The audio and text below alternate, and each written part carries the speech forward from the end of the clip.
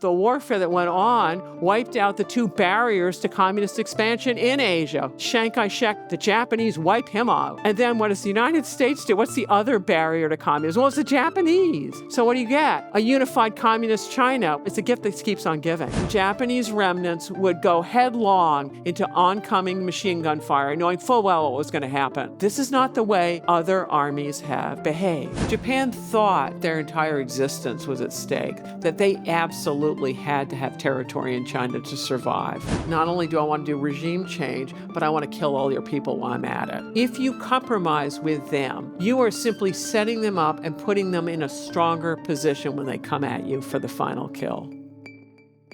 Before I get going, I've got to make a disclaimer. What I'm saying are my ideas. They don't necessarily represent the U.S. government, the U.S. Navy Department, the U.S. Department of Defense, let alone where I work, the Naval War College. You got it? This is just me here, nobody else. All right. Americans have a penchant for what I call half-court tennis, which is they like to analyze international affairs and wars by focusing on Team America, what Americans did or didn't do, and then that explains causation in the world. And Americans, on the other hand, their beloved sport, I believe, is football. And those people who love football, many Americans, my understanding of it, I'm just someone who reads books. I don't follow football, but that's just qualifying, I suppose. But anyhow, Americans who follow football, they study both sides, right? They look at their home team, but then they also look at not just one opposing team, but many down to the individual player. And they would no more follow a football game by looking at one half of the football field. And yet Americans, when we do foreign policy, that's often what we do. And it gets us into all kinds of trouble. For instance, in the Iraq War, Americans thought that the Republican Guard was going to be really tough. And it turns out it wasn't so tough. But then there was this post-conventional phase, insurgency that went on and on and on, that surprised Americans. Well, the problem isn't actually a new one. In World War II, Americans were terribly surprised by the thing that Japanese did, starting with Pearl Harbor, right? That was a surprise. But also it was the entire way the Japanese fought the war, the way they fought to the last man, the suicides, the brutality, not only to the POWs, civilians, but into their own wounded. And the question is there any way to anticipate in advance how other people are going to behave? Is there any way to get a sense of the other sides of the tennis court net? Now, here are the two gurus of warfare. One is Sun Tzu in Asia, and the other one, Clausewitz, is the big guru of warfare in the West. And both of them would say, hey, you want to understand the other side, you got to make a net assessment. What's that? You would look at political, military, geographic, economic factors, the strengths and weaknesses of all sides to get a sense of things. And today I'm going to make a case for culture. You need to look at that as well. And it's often said that mirror imaging is not what you're supposed to do. What's mirror imaging? It's we get into a situation and then I decide what I think you're going to do based on what I would do. I project me and mirror image on you. And that doesn't work so well. Okay, if I'm not supposed to generalize on the basis of my experience, what am I supposed to do instead? And I'm going to get at this problem today. How do you analyze the other side of the tennis court net?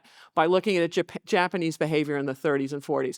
But the method of analysis I'm using, you could apply to anyone you want. You want to think about Russians today or whatever, you can apply it that way. So culture, it's important, but it's as amorphous as it is important.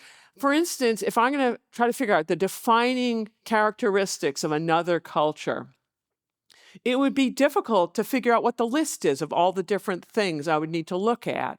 And even if I could come up with that list, still, how would I figure out how that would work in something like warfare? Hard to know. But the difficulty of the problem doesn't make it go away. And so we're going to look at it today. And we're going to look at Japanese theorists and belief systems, and that if you believe these things, how this influences your your practice. 𝐂𝐏𝐈𝐒𝐃𝐄 said in December 1st, 1941, that our country stands on the threshold of glory or oblivion. He got that right. And he's in an imperial conference where he is confirming with Hirohito that Pearl Harbor is going to be a go. But he felt that Japan really needed to do something rather than being ground down, being passive. And here is Admiral Yamamoto Isoroku, who was the man who came up with the operational plan for Pearl Harbor. He thought it had really long odds of being successful. General Tojo gave it a 50-50 chance. Admiral Yamamoto wasn't even sure that it was that good, but he felt it was the best possible plan for Japan to get out of its predicament. Now, from a Western point of view, makes no sense. You're talking about getting the United States potentially into a war with Japan that's already overextended in China. Who does this? Either you need to ratchet back the policy objective and or you need to downgrade your strategy to something a little more costly or risky. And I suppose what you can do is go, oh, they're stupid. Okay. I guess if I call you stupid, that makes me so smart because I can denigrate you.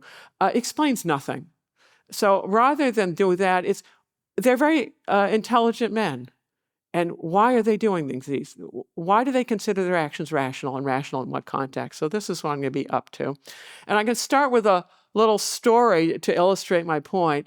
In the summer of 1943, this is after the battles of the Solomons, New Guinea, Guadalcanal, they're all over with. The Imperial Japanese Army had a war college. An instructor comes into class one day, and he says, from now on, the curriculum's changed. The main emphasis is going to be countering U.S. tactics instead of what they had been teaching was Soviet tactics. And we'll become the A course. And if anyone can teach this, go ahead, because I don't know a damn thing about it. Talk about being unprepared for seminar. And then think about it. Where are the Japanese actually fighting most of the time? What is the country that most matters to them at the end of the day? It would be China. And that's not what their war colleges are studying. Something's up here. Now, they're clearly making a really bad net assessment about the United States. Okay, this country also is known for lousy net assessments. I don't believe ours about Vietnam was particularly good either. And that's one part of the problem. So here's my game plan for this evening. I'm first going to talk about traditional Japanese theorists. And then it's going to be talking about Japanese practice. If you have this belief system, how explanatory is it for practice? This is my game plan right now. So the Japanese don't have just the one book like Sun Tzu's The Art of War or Clausewitz's On War. What they have is Bushido, Code of the Samurai. It's a whole literature, and it was written in the Tokugawa period, which quite ironically was a period known for peace, not warfare. Never mind.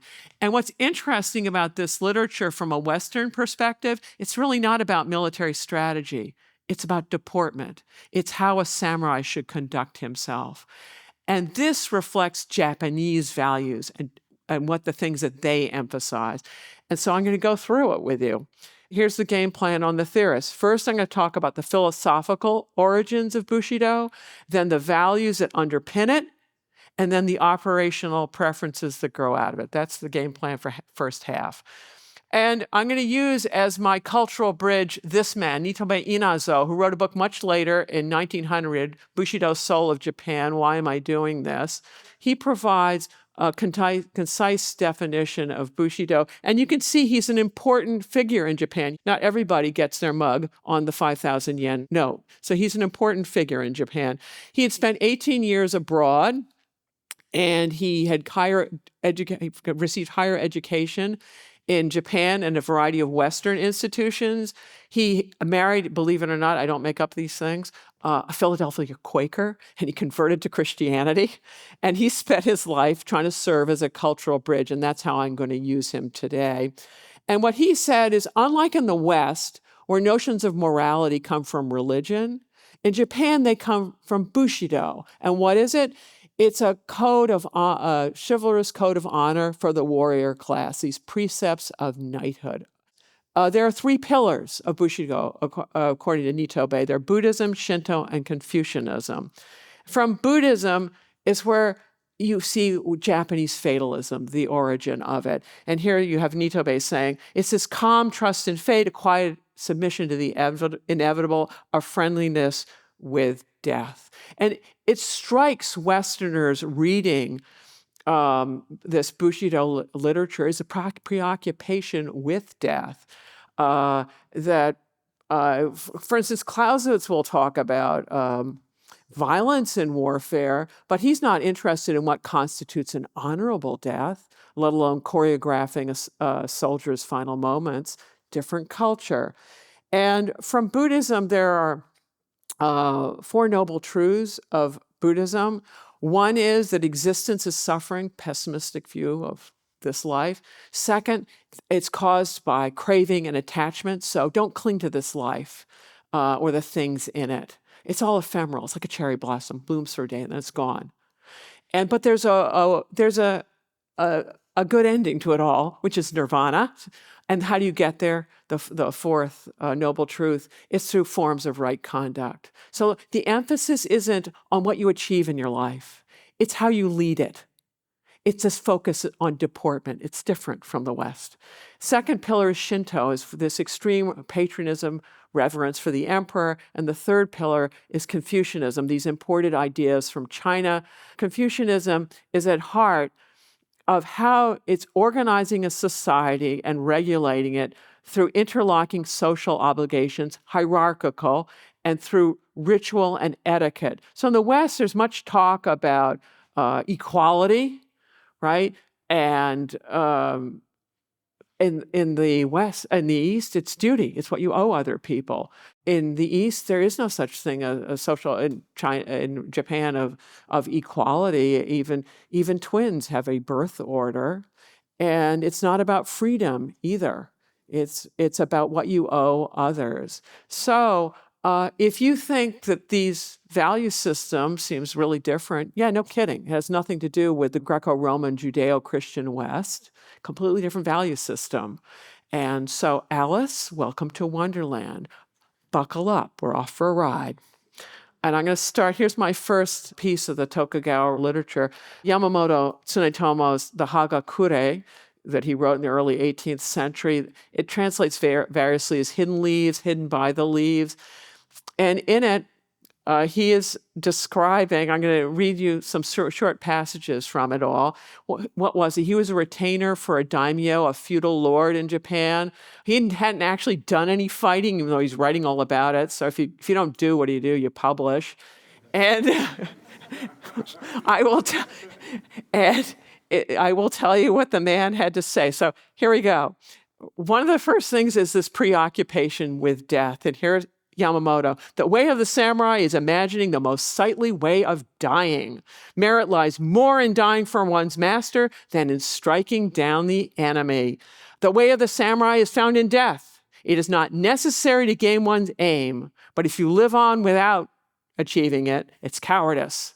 However, if you don't gain your aim and die, that's okay. This is really different from Clausewitz, where it's all about achieving the policy objective. It's not about how the soldier's leading his life.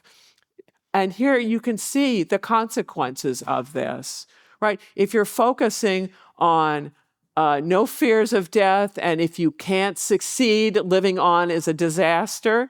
Think of the banzai charges, when Japanese remnants would go headlong into oncoming machine gun fire, knowing full well what was going to happen. This is not the way other armies have behaved. Different value system. All right. In addition to death, this Bushido literature's emphasis on honor, back to Yamamoto. The way of avoiding shame is different. It's simply death. Even if it seems certain that you will lose, retaliate. Think of General Tojo and Admiral Yamamoto Isoroku. Now, and if you suffer a catastrophic defeat, here's the solution. In the event of a mortifying failure, you're going to wind up committing suicide, because the alternative, if you live on in shame, you're bringing everyone you're associated with shame. And I'm going to use Nitobe to be the cultural bridge. He said, in our minds, this mode of death is associated with the instances of noblest deeds and most touching pathos. So this vilest form of death assumes a sublimity and becomes a symbol of new life. It's a way to escape from disgrace. And in Japanese literature, there is the tragic hero who is pursuing noble but unattainable aims, and rather than making disagreeable compromises, goes down in flames. This is what seppuku is all about. And Nitobe is saying, look, death involving a question of honor was accepted in Bushido as a key solution to many complex problems. And you can think in World War II, yeah, it was. Complex problems like battle plans not working out and a war that was truly not working out. All right. So in addition to death and suicide and honor, we've got loyalty. It's another key value. And back to Yamamoto. Being a good retainer is nothing other than being a supporter of one's lord. A man is a good retainer to the extent that he earnestly places importance in his master. Having only wisdom and talent is the lowest tier of usefulness. So much for Silicon Valley. For a warrior, there is nothing other than thinking of his master. And so back in the day, it's thinking of your feudal lord. In more recent times, it's prioritizing your company over family. In China, it's the reverse priority. It's family over company. And it's different cultures, different priorities. All right, there are strategic implications. If this is your value system, this is what arises from it. First of all, you're looking at damage limitation, damage control, not in terms of the physical cost of losing lives, having property blown up, but in terms of honor. Also, there's a tendency to equate operational with strategic success. Operational success is, I win this battle here and now. Strategic success is, okay, we're in a war for some reason. What is the reason you're in the war? Japan's reasons for being in China had to do with containing communist expansion and also stabilizing the place so they could make money out of business. So that's your strategic objective. It's not your operational one. But the Japanese samurai are equating the two, saying if I take this hill, somehow it's automatically going to deliver the strategic objective. And in fact, they won most of the battles in China, but they lost that war.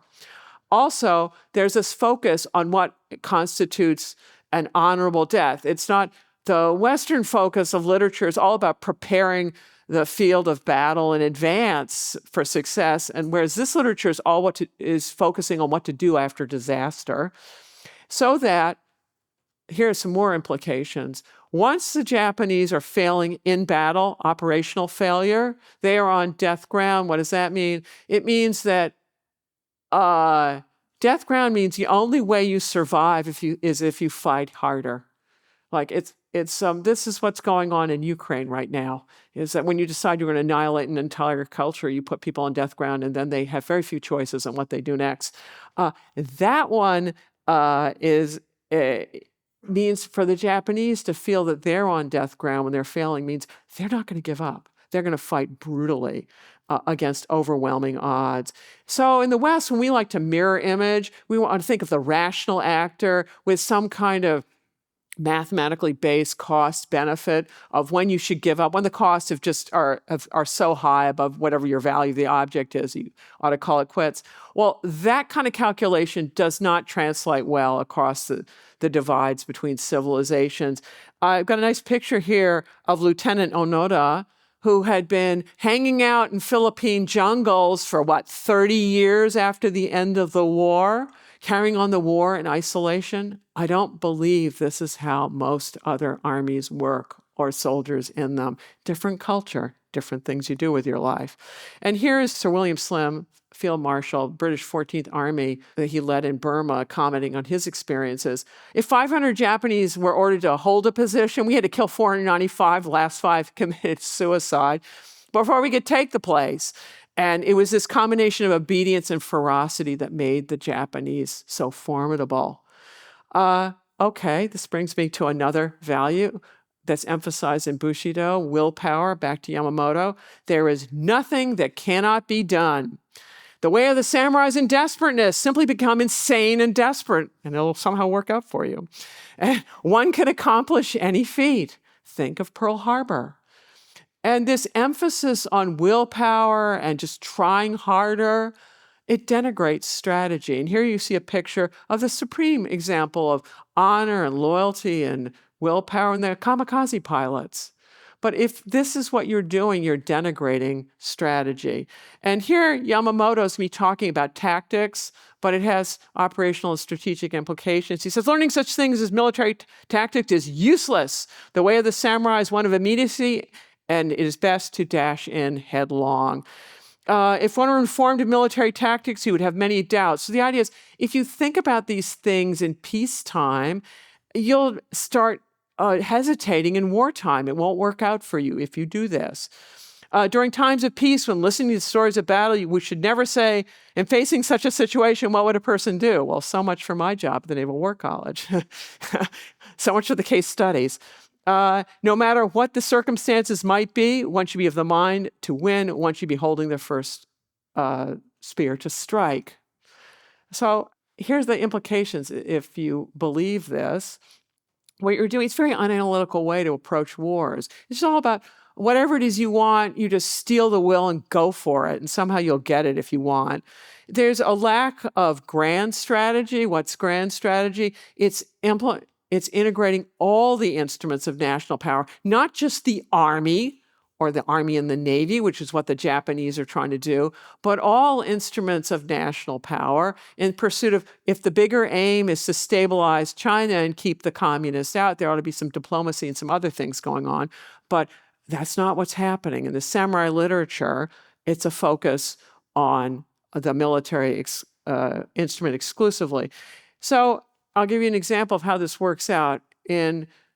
Before the Imperial Japanese Army and the Imperial Japanese Navy invaded French Indochina, neither one of them did a little study saying, hey, if we do that, let's check the other side of the tennis court net and see what other people, how they might react. They just steal the will and march right in.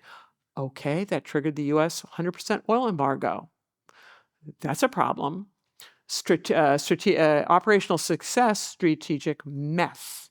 So it is this focusing on just the operational level is it's the basis for this ill-founded optimism with which the Japanese just took territory after territory without saying, hey, what about the cost of actually occupying these places? And, oh, we're going for these places for resources. So maybe we ought to check it out with the finance ministry and others about how are we ever going to get these resources back home? None of that's going on. It's a disaster for them. Okay, I'm going to talk about a couple of secondary theorists. One of them is Tadashige Suke, who is a contemporary of Yamamoto, because he provides a really concise definition of the operative values of samurai culture. Only 3 things are considered essential: loyalty, duty, and valor. So steadfastly loyal in battle as to disregard his own life. What he's actually talking about is group loyalty. In the West, the basic unit composing society is the individual. Well, in the East, it's the group, and group interests take primacy over individual interests. And for the Japanese society is divided by in-groups and out-groups. The most basic in-group, biggest overarching one, is the Japanese people vis-a-vis everybody else. But within Japan, everybody comes from a different province, a different locality. They go to different educational institutes. They graduate from different kindergarten classes, I kid you not, and college classes. If they work for different companies or they work for or they're in the military, they're in different branches, and you also have family loyalties. And you owe each of these nested and overlapping groups different obligations. And sometimes these obligations conflict, and if the conflict's really awful, that's another reason for committing suicide.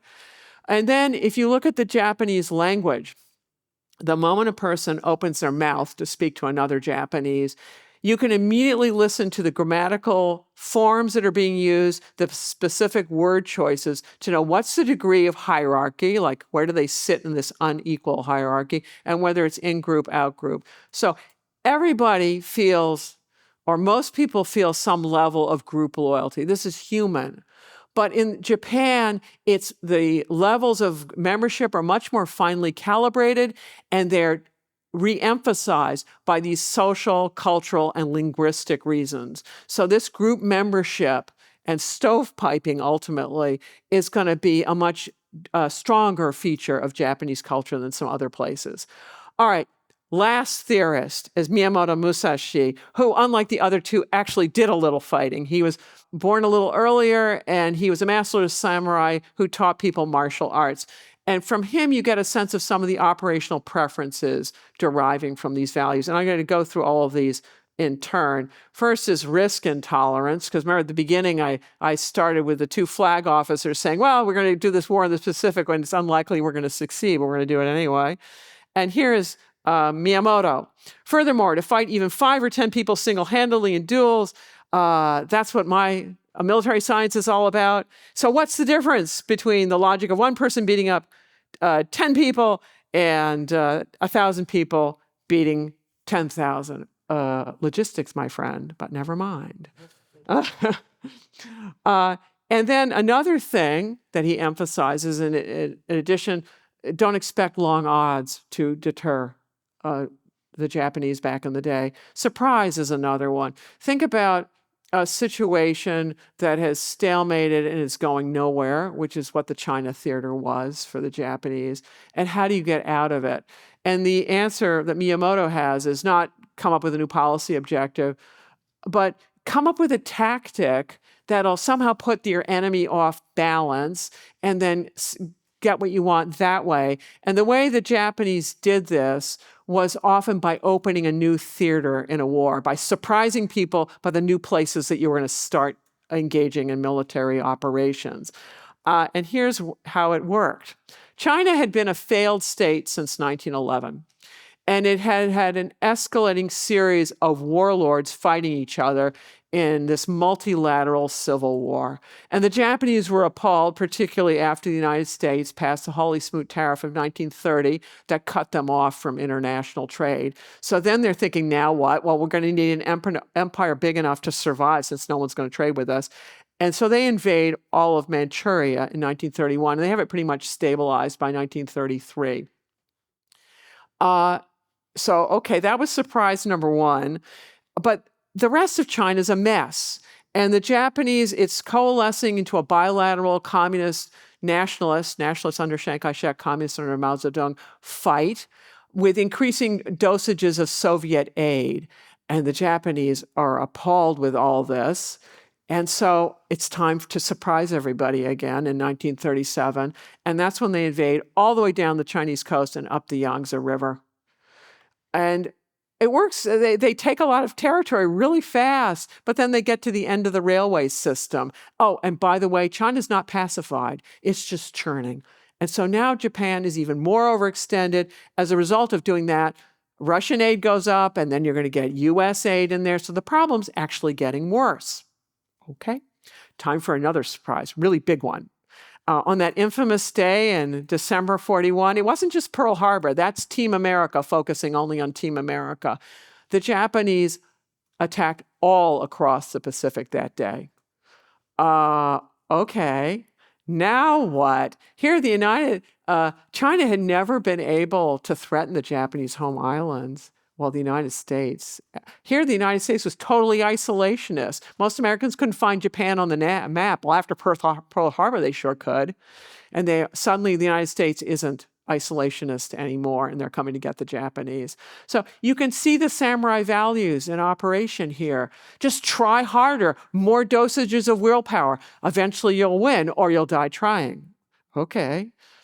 Another operational preference that you can see, which is as part of the surprise or preemptive attacks. And that's just how Japan began all of its wars.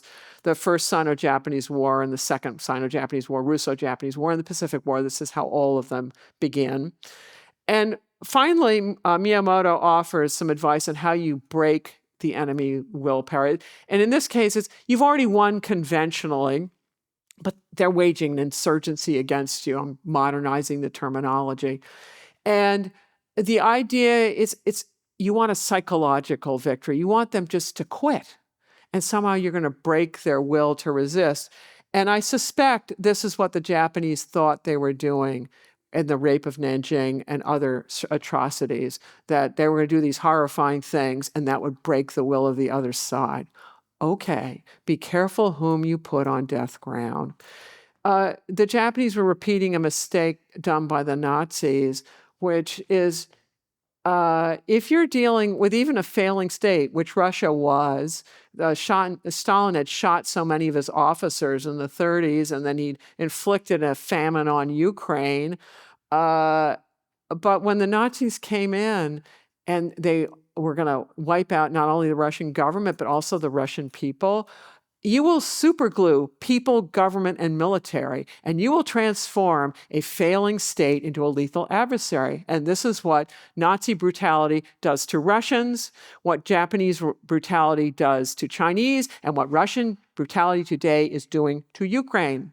Don't do it. Bad strategy. All right. There are strategic implications from these values. One is this emphasis on the offensive, preemption. It's emphasis on military action to solve all your problems. And you have a fixed policy objective, whatever it is. And if you're in a given battle, you have to win that battle. It's not, oh, I have an overarching objective. It's too costly here. I'm going to call off this battle and I'm going to try again somewhere else. The moment your plan is failed, you're a failure. So they're not thinking of planning in terms of branches of sequels, and there'll be unexpected events that take place you'll adapt to. None of that. You're a failure if any of that stuff happens to you. So there's a real insensitivity to risk. And there's no grand strategy. But if you believe these things, you will be lethal in warfare. You're not going to give up easily at all. And so you look at the Japanese at the end of the war and go, why don't they quit a lot earlier? Well, it's because in a way, they're already dead men. They've suffered social death. And so they're going to keep on until the very, very end of all of this.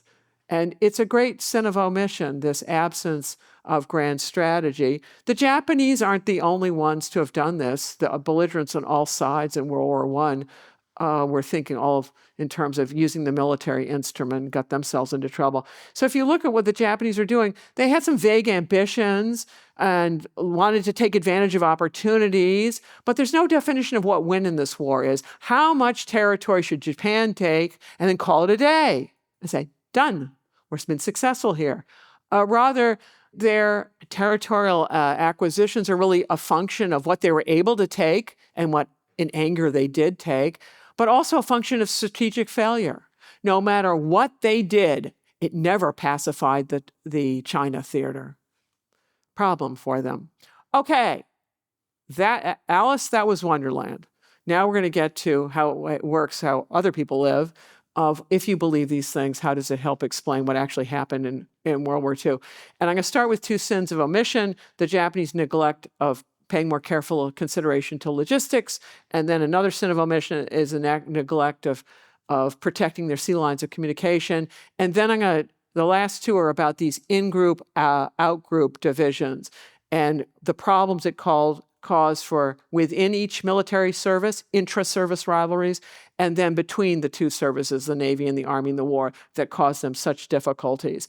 Okay, the Japanese, if you start at the beginning of the war, Japan never produced more than 1/113th U.S. steel and coal production. It never did more than 10% of what U.S. munitions productions were. I believe if you do the math and take all the battleships and divide people into everything, that each U.S. soldier had 4 tons of equipment per, whereas each Japanese soldier had about 2 pounds of equipment. Japanese main weapons in this war were the grenade and the bayonet. Their artillery and machine guns were very obsolete, what they had going into the Pacific War. And then you flip it around and look at the United States.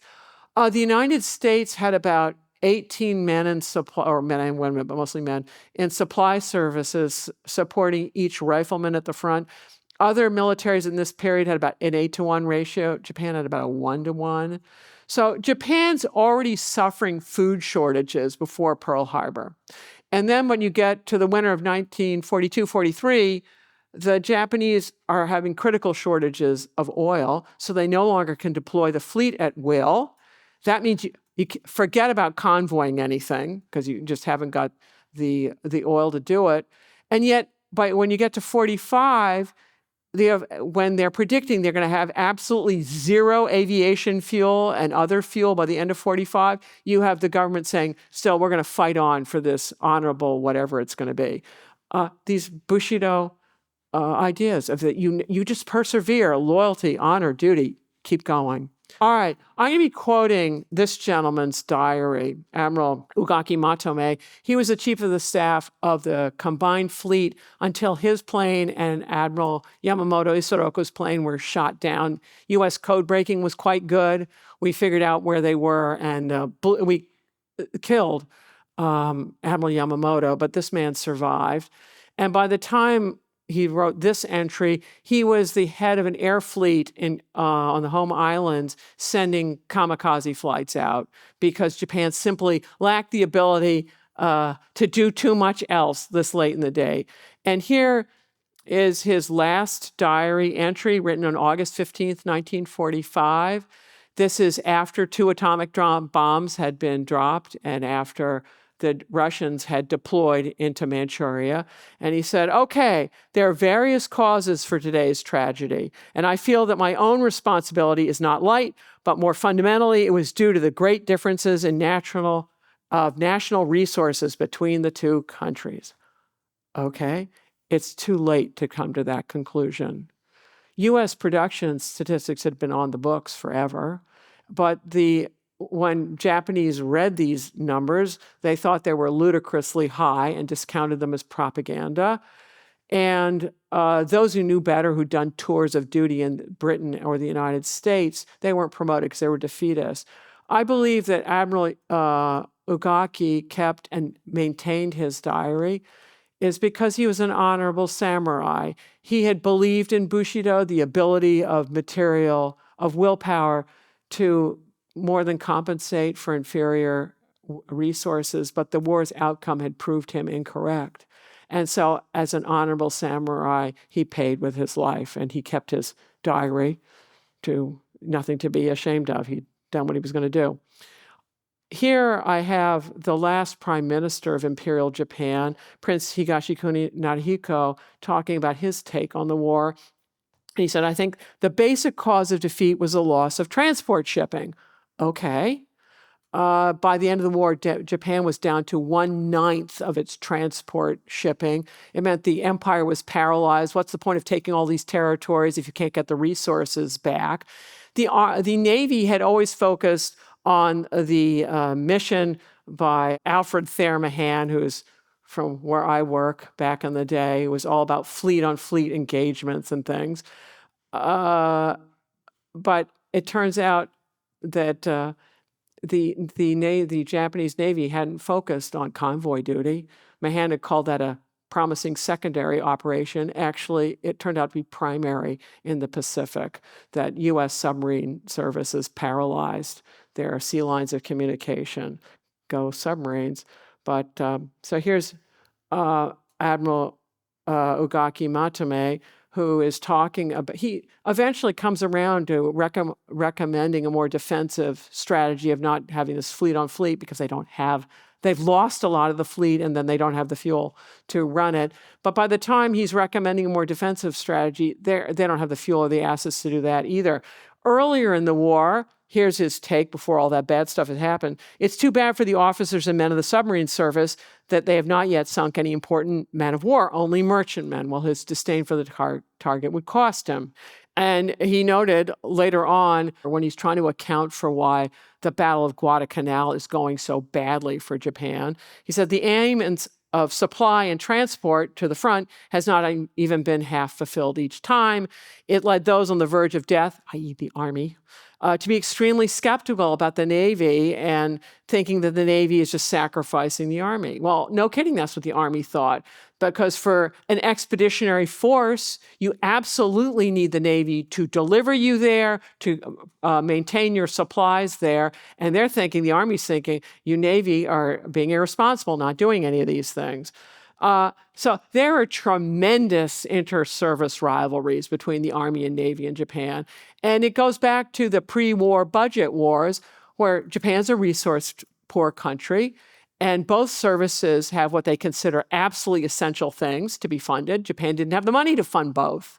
And then when you get in war and you start expending these things, you need even more money. And so the disagreements were brutal. But before I get there, the in-group, out-group differences that stovepipe things and cause problems aren't simply between Army and Navy. They're within each service. So I'm going to start there. And to be fair, I'm going to provide one example for each service. I'll start with the Army. It was the Kwantung Army, or Japan's army in Manchuria, that decided to invade all of Manchuria back in 1931. It was not the home office back in Tokyo, but it's this branch that turns out kicks off a 15-year war. So these folks think that they know what's best for Japan and how best to defend the empire, and they're just off and running.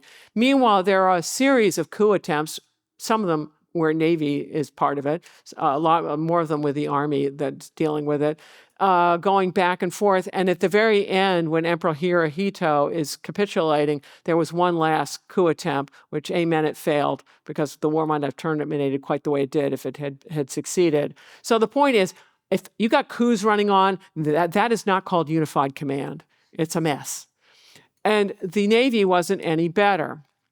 I have a different sort of example here. During the war, the U.S. Air Service, the people who are flying planes, they would alternate combat and training missions so that you would bring back someone who had survived and learned something from combat to tell new people the things to avoid, how not to get yourself killed, and some other things. Well, in Japan, in groups, out groups, you sign up together, you train together, you fight together, and you die together. It doesn't mean the Japanese couldn't have grafted people between groups. It's just culturally, it's not the natural thing that comes to mind.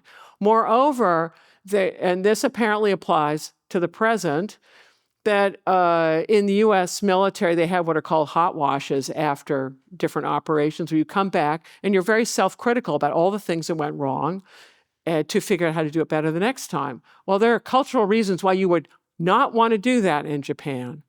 It's different. So if these in-group, out-group things are causing problems within services, it gets toxic between the services. And I've got 4 examples, and I'm going to start with organizational issues. So it's only in 1944 that the Army and Navy finally get it together to have regular liaison meetings in Tokyo. Great. Just in time to figure out how the capitulation is going to work. And then the Army wanted to unify the 2 high commands. The Navy wanted nothing to do with that one because they knew they'd just become the box lunch delivery service for the Army, didn't want to do that. So by 1945, they did unify their information department. Great. They could spew the same propaganda and maybe share Tokyo Rose on a good day. Who knows? But there was no planning, even under the imminent threat of invasion, to how they're going to coordinate their assets to protect the home island. They aren't even coordinating their air assets. Disaster. And this disaster goes back way in time. They had very far back in time. They'd had a very successful war against Russia that ends in 1905. But afterwards, in 1906, immediately afterwards, the Army and Navy are allowed to have completely separate war plans. The Army plan is all about fighting Russia for the big land grab in Eurasia. The Navy plan has a completely different set of enemies. It'd be the United States and Britain for the big gambit. You're not going to use ships in Siberia. The big gambit for empire in the Pacific. And each of these plans, A, they're secret from the other service, and B, each plan assumes the other service is going to do all kinds of important things for them. Okay, great. So I guess the idea of secrecy and surprise, normally you apply that to your enemies, not your sister service. But that's how it works in this setup. Now, the Army does come around to the Navy plan. Why? Because they get walloped by the Russians on the Mongolian border at the Battle of Nomonhan. The Russians just decimate them in 1939. So now the army says, okay, maybe that southern advance thing wasn't such a bad idea. And so the Navy thinks this is great, and they do their southern advance. They go zooming down. The Japanese mind over matter stuff seems to be going really well, because in 1942, the Army takes more land than, or a more dispersed theater than any country on the planet. The Navy hasn't lost a single ship. I mean, it's looking really good. Except there are a few little details here that are a problem. What the Navy hadn't told the Army is that actually they weren't ready for this whole thing, that they needed this outer perimeter reinforced by airfields in order to make the thing work. And that wasn't complete. And the Army learned about this on August 17th, 1942, because one of these airfields was being built in this tropical nightmare called Guadalcanal that the United States knew about, even though the Army didn't. And all of a sudden, the Navy is in deep, dark trouble and needs the Army to help them out of Guadalcanal. So now think samurai. The Japanese 17th Army had been ordered to take Port Moresby in New Guinea. That's what they were up to. But with Guadalcanal, they are told, you need to tack on Guadalcanal to that Port Moresby event. Okay, enter logistics. They're 1,000 kilometers apart. So now the Army is going to be lying to the Navy about how many people they've got at Guadalcanal, because they're scared the Navy won't provide enough rations and things. The Navy doesn't provide enough rations. People starve anyway. And then the Navy that got the Army into this mess wants to call it off and move out, but the Army, good samurais, want to fight on. And they just expend all kinds of resources. And this thing has enormous strategic effects. Prior to Guadalcanal, the Japanese Army wanted to continue their strategy of chasing the nationalists out of China. Back in 1937, the Japanese had conquered Nanjing, which is the original nationalist capital, and the nationalists had fled up the Yangtze River to Chongqing, beyond some gorges and some other things, and beyond the rail network. And in 1943, the Japanese were planning to attack Chongqing, and then at that point, I think if you're a nationalist, you're fleeing into Burma. And if that had happened, then the Japanese could have probably pulled hundreds of thousands of people out of the China theater and put them elsewhere, and that would have caused all kinds of problems. Also, the Japanese had to call off their plans to invade Australia. So Guadalcanal has enormous strategic implications. So if you're focusing samurai on one battle, Guadalcanal, well, it has implications in places called China and Australia that are a long way off. Okay, the United States also had inter-service rivalries, right, between our Army and Navy, and that's why you have two separate campaigns for Admiral Nimitz and General MacArthur. Big egos, one campaign for each ego, and apparently that wasn't even big enough for MacArthur, okay? But even so, I don't believe the inter-service rivalries in the United States were remotely on the scale that they were in Japan. I have one final example to prove that one. So, after Pearl Harbor, that had been tremendously successful for Admiral Yamamoto. He wanted to do, the next thing was to attack Midway, because U.S. basing there. And the Army said, we're not going to do this. And Yamamoto goes, I'm going to resign. And the Army, we don't care. I'll commit suicide. We'll buy popcorn. And here's what changes this. So after Pearl Harbor, Americans wanted to let the Japanese know that we were thinking about them. And so this is where Lieutenant Colonel James Doolittle, the Doolittle raids named after him, in April 1942, it was a one-way trip off an aircraft carrier because they had so much fuel in order to get to Japan. The idea was they're going to go bomb Japan and then ditch in China whoever survives. Very brave people who did this. And are they going to cause massive damage in Japan? Well, yeah, if you're directly underneath, you won't appreciate it. But in general, it causes minor damage. But it has a major, unanticipated strategic benefit. Think samurai.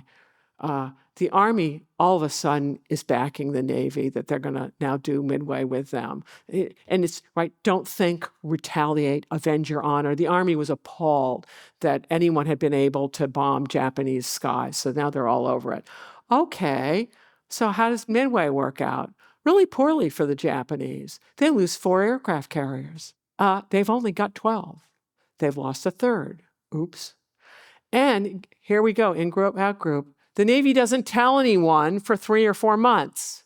Incredible in a war, right? So they're thinking about their little stovepipe, and they're ignoring Japanese interests when this is going on. Okay? Different story. So they do get their operational end to the whole thing. It's called... this is the firebombing of Tokyo. The whole place went up in flames. In fact, it got so hot, the canals boiled.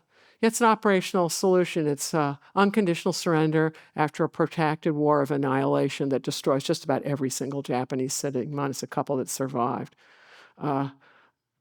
What broke the stalemate? And here's what happened.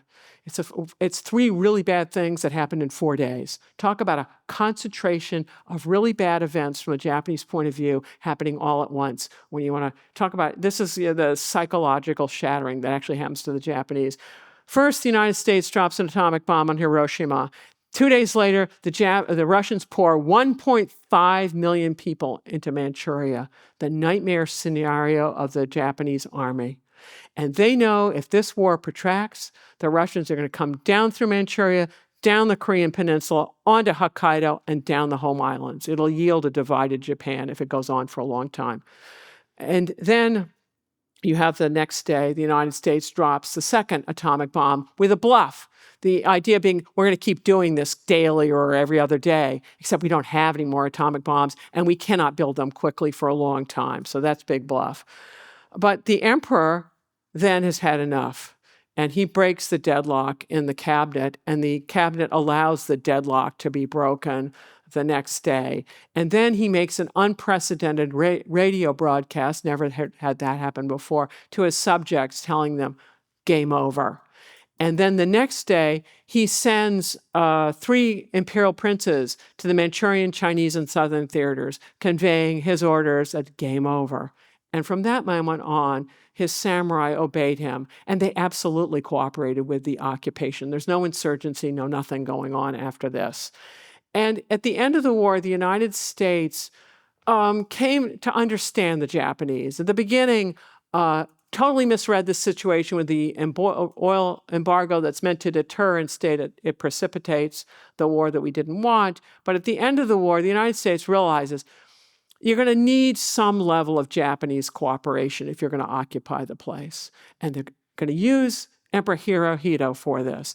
Hirohito is scared to death that it's not so much that he'll be hanged, but that the United States will extinguish his dynasty, kill him and his son, and then that it's over. And so he's willing to sign any piece of paper that MacArthur puts under his pen. And one of those is the Constitution of Japan, that it's going to change their civil and military institutions, demilitarize the place, and try to get a democracy going there. The Constitution was written in 1 week by MacArthur's staff. They're running around raiding bombed out libraries for examples of Western constitutions, and they cobble this thing together. And this is the unamended Constitution of Japan, still in power, in effect to this very day, MacArthur's gift to Japan. All right, I've been incredibly critical of the Japanese, but to sum up here, there are cultural explanations for their neglect of grand strategy, inability to cut their losses, inability to coordinate, and the ferocity with which they fought. So if you look at their values, and they're explanatory of what may well happen when things get set off. But I've been really critical of Japan. I want to even out the story by ending on the United States a little bit, because the United States played a good game or a bad game of half-court tennis and mirror imaged at the beginning of this war. So when the Japanese go into Manchuria in 1931, we want them out. We don't ask, well, why are you doing this? And their answer would be, well, hey, you passed the Hawley-Smoot tariff. That means we're trade dependent. Whom am we going to trade with? And once you did the tariff, everyone retaliated. So you've now shut down international trade. So we need an empire that's big enough to survive. So that's why we're in Manchuria. And by the way, there are way too many communists here, and we got to get rid of those. And then in 1937, when they up the ante, going into the rest of China, we didn't inquire what's going on. And what the Japanese want to do is wall off communism, don't want that. And then they want to stabilize China so that you can have some productive economic growth. And if you go, well, what were U.S. post-war objectives for China? Ooh, sounds remarkably familiar. Communists out, stabilize the place. Okay. Well, how does the war affect all this? Well, actually, the warfare that went on wiped out the two barriers to communist expansion in Asia. What are the barriers? Well, one, it's Chiang Kai-shek and the nationalists in China. The Japanese wipe him out. They don't totally defeat him, but they have so weakened him and so discredited him, but by the end of the World War II, he is really poorly positioned to win the Chinese Civil War, which he promptly loses. And then what does the United States do? What's the other barrier to communism? Well, it's the Japanese. We wipe them out. So what do you get? A unified communist China, which makes really complicated wars in the Korean War and the Vietnam War. And the problem is the gift that keeps on giving. We're still dealing with this problem today. So take a little word from Sun Tzu, know your enemy or the other side. Know the person you're talking to. Don't play half-court tennis. It's a really dangerous game. Rather, try to analyze why, ask yourself, why is someone doing whatever they're doing? And just because you're trying to understand it doesn't mean you're condoning it. It's just trying to figure out the logic of the other person. It'll set you up for more informed choices. Before we move on to the interview, a quick word from our sponsors, Scale AI. The AI race is the Manhattan Project for the modern age. Whoever wins reshapes the balance of global power. That's why Scale partners with the US government to fuel America's AI advantage through their data foundry. The Air Force, Army, Defense Innovation Unit, and Chief Digital and Artificial Intelligence Office all trust Scale to equip their teams with AI-ready data and the technology to build powerful applications. Scale recently introduced Defense Llama, Scale's latest solution available for military personnel. With Defense Llama, military personnel can harness the power of AI to plan military or intelligence operations and understand adversary vulnerabilities. Whether through its work with the government or businesses like OpenAI, Google DeepMind, or Meta, Scale is at the forefront of US AI innovation. If you're interested in learning more about how Scale powers frontier AI capabilities, go to scale.com/Dwarkesh. All right, back to Sarah. I'm a little bit confused on some of the Bushido stuff and how it explains Japan's actions in the war. So, look, this Zen Buddhism stuff, the cherry orchards that are blossoming and you must act with the generosity of a samurai, all this Bushido moral stuff. How does that square with the conduct of Japan during the war, the rape of Nanking, the killing of millions of Chinese, the treatment of prisoners of war, which rivaled the fatality rates of the Nazi extermination camps? It seems like where's the Buddhism there? Well, I'm not an expert on Buddhism, but see, you've got a lot of things conflated in there. If you're asking about the part of the brutality of the war is Japan's totally out of resources, and you're thinking it's going through a massive area of territory. They actually had no ability to take POWs, or if they took POWs, they'd have to halt the military operation, and then you got to put these people somewhere, and so they just slaughtered them instead. And there were POWs, or there were cases of hostile civilians who also got slaughtered because I don't know but they had very limited numbers of people to deal with this. So on one hand, you've got absolute desperation. I don't think any people behave well when they're desperate. The war had been going on for years by the time we get interested in it, right? It starts in 1931. So you have desperate people. There's another piece. I can just add little pieces. I can't explain a whole people. that in the prison camps, so in Japan, if I'm going to be, let's say you were Japanese, you and I are looking each other in the eye. That's how you do it in the West, show that you're paying attention. That's not how you do it in Japan. In Japan, if you're Japanese, I'm looking at your shoulder. It's rude to look people in the eye. It's just too intrusive. You're getting too much information probably from that person's face. So you can imagine a Westerner in a prison camp looks his guard in the eye. And the eye's going, the guard's going, oh, who is this arrogant person? You're a PO. You can imagine bad things are then going to be happening. These are guesses on what's going on. There are certain values that I've talked about. There's certain desperation that's going on. And then there's the dehumanization of what wartime's all about, right? Initially, conscripts go in of all armies having trouble killing people, and then they get better at it over time. This is a tragedy of human beings. I don't know if I answered your question. I don't know that I know the answer. Okay, so here's another thing that I want to clarify. Look, if you were trying to understand Britain's conduct in World War I, why they initiated it and why they conducted it in the way they did, and you try to understand it using cultural explanations, what some British guy wrote in the 17th century, I don't know how far you'd get. And maybe the more illuminating thing is just to look at like immediately what was happening in the 1910s, what were the proximal strategic objectives. So with Bushido, why are we looking back at what people were writing in the 1700s? I'm going to break up the British thing into two parts. So one analytical framework is you can look at wars in terms of underlying causes and proximate causes. The underlying causes are like the tinder of grievances on both sides. And there can be cultural components to that or other components. And so there's this accumulating tinder of where you've got two different sides, at least across purposes. But then there's the match, the proximate cause, which is a whole series of matches. And finally, the last one's Pearl Harbor, and you are off and running to a place you might not want to go to, right? So there's that. And then there's culture. Let's look at Britain, strategic culture. And I'm no expert on British strategic culture, but these are some basics. So they're an island, and they want to be able to trade with the world, but they don't want any one power dominating the continent. So this is their strategic thinking from way back.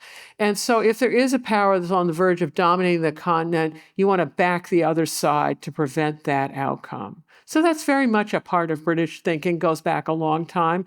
And you can read things going back a long time of describing that situation. There's another piece that goes back a long time in the British.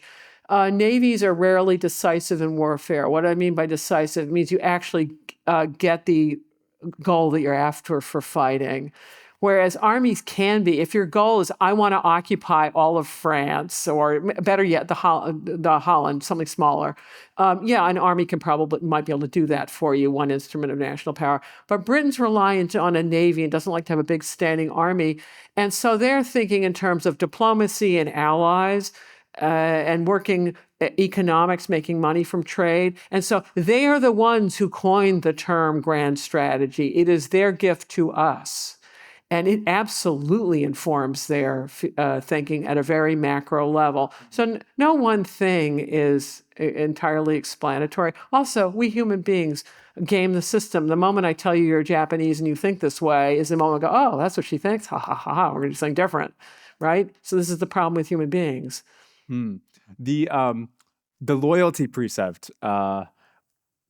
wasn't one of the problems with the Japanese military that they weren't loyal, that they were trying to do these coups all the time, and the young officers were insubordinate? Yeah, it's an excellent question. And what you're doing is feeding me back the Greek principle of logic, which is the law of non-contradiction. You cannot simultaneously believe mutually exclusive things. So what's going on? You're telling me it's all hierarchical, and now you're telling me junior officers are doing, or mid-level officers are doing things. What's going on here?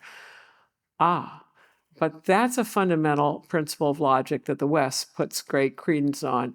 Not the case in the East necessarily. Now people have educations that are different. So we're going back in the day where people are not looking in terms of, okay, we're going to have a logically consistent argument.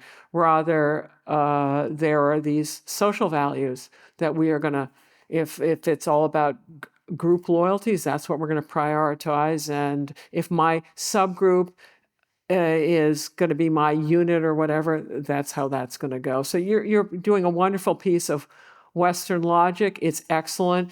And this is why other cultures find dealing with Westerners like battery acid, because they have these different belief systems, and you go like, okay, you have women and we got women. Our women drive cars and yours are like, where? Is there something wrong with your women? It's battery acid on other cultures. Mm-hmm. I was struck when you were describing, the Nazis were putting their enemies on death ground, the Japanese were putting their enemies on death ground, and in both cases, it was detrimental because you were preventing the other side from surrendering. That seems even worse than what was happening before that period in history, where, look, you can think over time that our norms about civility and war crimes are improving over time, but it seems like in World War II, the way people were acting was even worse than they were acting in World War I. The way like Germany and Russia were fighting in World War I was probably more civil than how they were fighting in World War II. And then obviously what Japan was doing in China at the time. What was going on around the world that people just got so like demonic during this period? No, it's not. Warfare's not civil. You're killing people. I love people talk about just wars, and it's rather a horrible piece of human existence. So there are a number of things have gone on. With the Industrial Revolution, you can now kill people on an industrial scale. When you're doing it with bows and arrows, it takes a lot more time to create the mayhem. So that's one thing, the ability just to wipe out people. World War I on the Western Front was all entrenched. On the Eastern Front, there was a great deal of movement, but on the Western Front, it was entrenched, which meant civilian populations weren't really touched by it, right? Where the initial fighting, yeah, they're leveled, but once you get a trench, you're not. And then we in the West don't actually study too much what happened to the civilians on the Eastern Front where it's moving around. This is back to my half-court tennis, so we're not paying attention to those civilians. So for the West, very few civilian casualties. Whereas when you get to World War II, you're bombing people. You know, technologies you can get at people and invading. Also, it's the lesson of World War I, the feeling that the Germans really hadn't felt their defeat, and that allowed them to make up this story about how it was, they weren't defeated, the Jews did it or whoever, they were betrayed. And Churchill and Roosevelt decided there would be a march to Berlin to disabuse them of that. And that involves killing a lot of civilians to get to Berlin. And of course, the Russians were determined to pay back for what the Nazis had done to them. And we had no sympathy for what we weren't going to, we're going to turn a blind eye to what the Russians were up to because the Nazis had been so heinous.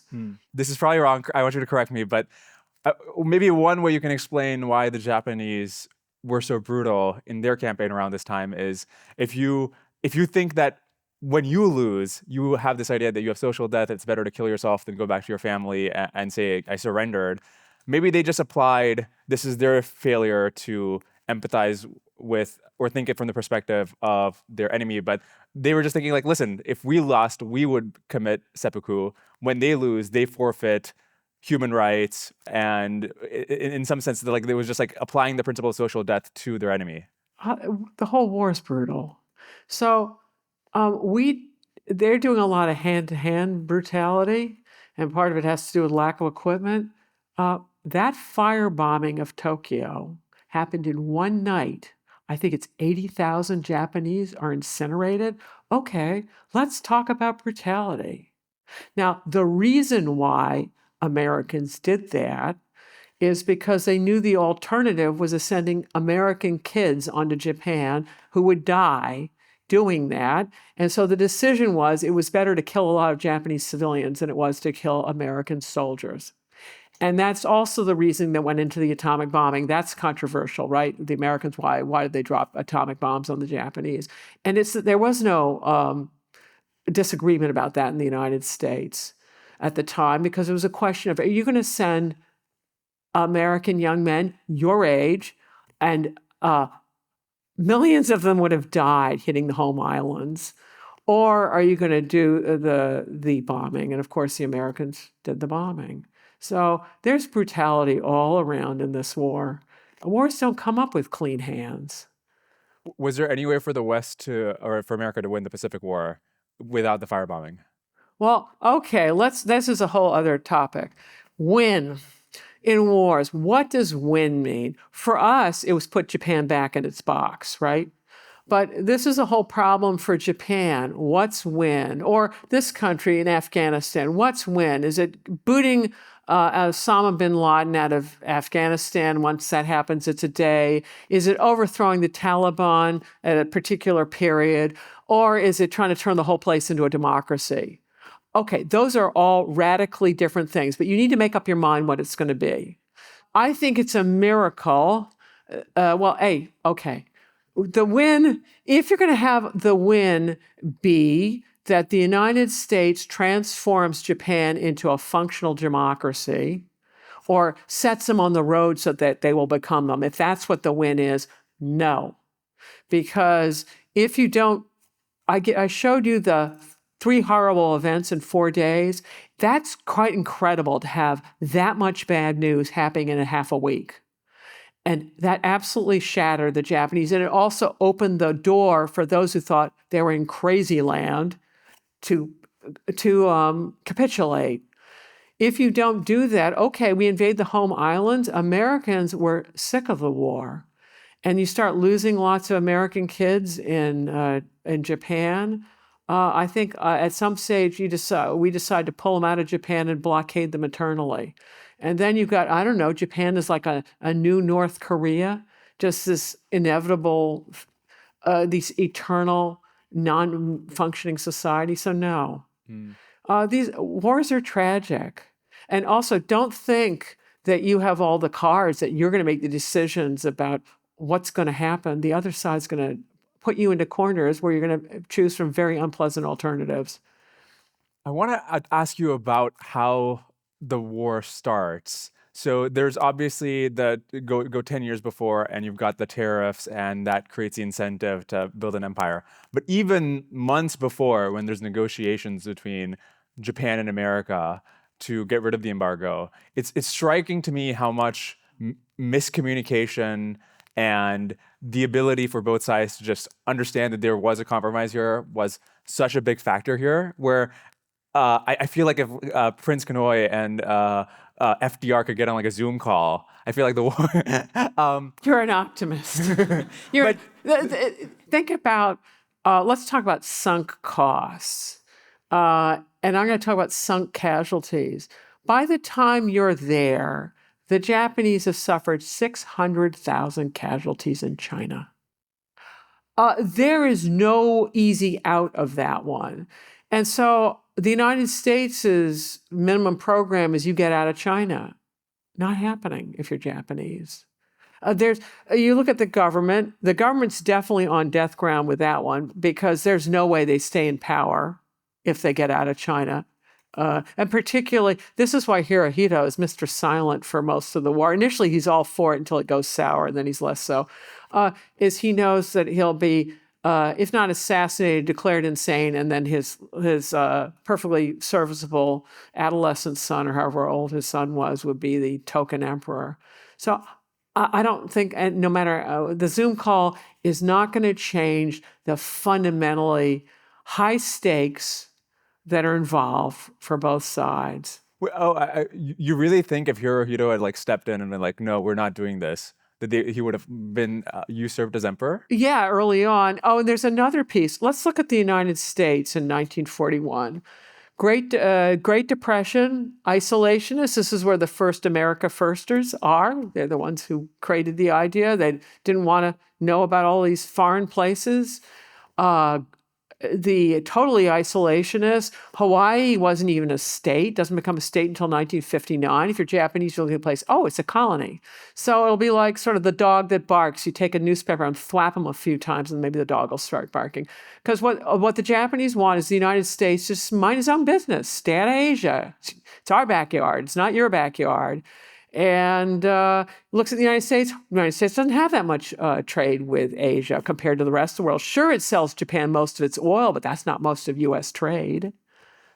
I was reading about this before preparing to interview you, and the particular cases where diplomacy broke down. So there's examples where the translators between Japan and America are, and I can't believe this is true. You can tell me if this is not, but they're exaggerating what each side is saying to make them more vivid to read. Like, if Tojo says something conciliatory, it's exaggerated to make it sound, and that's like obviously not the role of a diplomatic translator. And there's many cases where after the war, Tojo says, if we had gotten the modus vivendi that FDR apparently was contemplating sending to us, if we saw those agreements, we would have agreed. Or apparently they misunderstood the final agreement they got from Secretary of State Hull, where it said that you must return China. They thought it included Manchuria. Hull didn't intend it to include Manchuria. They might have said yes to that. It seems like the war really could have been averted if like a couple of mistranslations were avoided. Okay, I wouldn't take Tojo as my source for anything. He's a guy who he was before a graduating class of cadets or something. He was talking about how even people had said that he was mediocre, but look where he'd risen to be, and he's this great man. Also, at the end, he's got this whiny answer of, "Oh, it wasn't my fault. It's all your translators." And the peace on Manchuria, no, I don't know that would have been a compromise, because the League of Nations had sent in something called the Lytton Commission, which had told the Japanese they had to get out. And oh, by the way, it is a fiction that Manchuria is not a part of China. It is an integral part of China, has been for the longest time. What the Japanese did is they kidnapped the last Qing emperor, Manchuria, whose ancestors came from Manchuria, popped him in, Henry Puyi, made him the emperor, to try to come up with this fiction that, Manchuria is a separate place. Excuse me, it's not. It's part of China. It's the internationally recognized territory of China. So I wonder if one of the problems here is, it was not in the vital strategic interest of America to secure or liberate China. In fact, the outcome of the war obviously is the national solution, the communist state power. And as we'll talk about in the next lecture, that was the very opposite of liberating China. So basically, America puts in this oil embargo and knows that the outcome of failed negotiations on getting rid of that embargo is a total world war of this kind. And it's not even for the main strategic objective, which is, you got to get Hitler, you got to beat Germany. Wasn't this just our failure of grand strategy to realize, why are we doing this? What's our strategic objective here? Hold on, we weren't fighting Germany. The only reason we fought Germany is because Hitler made a major blunder. He had an alliance with Japan that said if Japan was attacked, he would come in. Not if Japan attacked someone else that he would come in. He interprets it broadly, and he declares war on this country. That is how the United States got into World War II, Europe. If Hitler had not made that blunder, FDR would have been in a world of trouble trying to explain why he's suddenly going to be fighting Nazis over an attack on Pearl Harbor by Japanese. So that's a separate issue. The main thing that Americans who thought deeply cared about is the international system, that we should deal with each other through laws, through freedom of navigation. So this is how you run your commercial transactions, that big countries don't get to overrun small countries, because if they do, the entire international system goes down. And the logic that you're describing is excellent logic, and this is what the Japanese are saying. It's like, why would the Americans care about this? Americans care deeply about the international system, or people who are thoughtful about it. And it's also like, why not let the Russians eat all of Ukraine? Why are the Europeans suddenly all over this problem, right? And they've unified very recently on this. It's because the whole system is at stake. Yeah. So it is really high stakes at a strategic level. The Japanese are looking at the operational level and going, why do you care about these countries? We care about the entire system because our prosperity is based on it. So I wonder if the problem here is that America isn't, at least at the time, wasn't willing to give enough concessions to the factions within Japan that care about peace, so that they can save face and actually argue for ending war, where just the idea that they're going to give up Manchuria as well, obviously that's not going to happen. And when Secretary of State Hall just sees these vacillating telegrams from the Japanese, he assumes it's because they're fickle or something. It's like, no, it's a civilian part of the government like trying its best to prevent the military from taking over, and you gotta give them something to save face, you know. That faction had already lost, and they lost in 1936.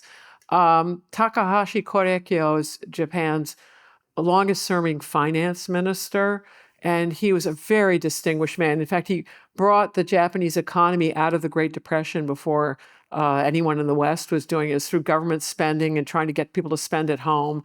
And he told the army, he said, fellas, if you go on this bent for empire, you're not going to actually get resources, because you're going to spend a lot of money fighting with people, resources doing that, and then it's going to take you years of investments to access these resources. So you got to be able to cover these investments for years and years and years. And he's saying, cooperate within the international system. That is the way to prosperity for Japan. Well, that was the February Young Officers Revolt, where he and I can't remember how many others were murdered.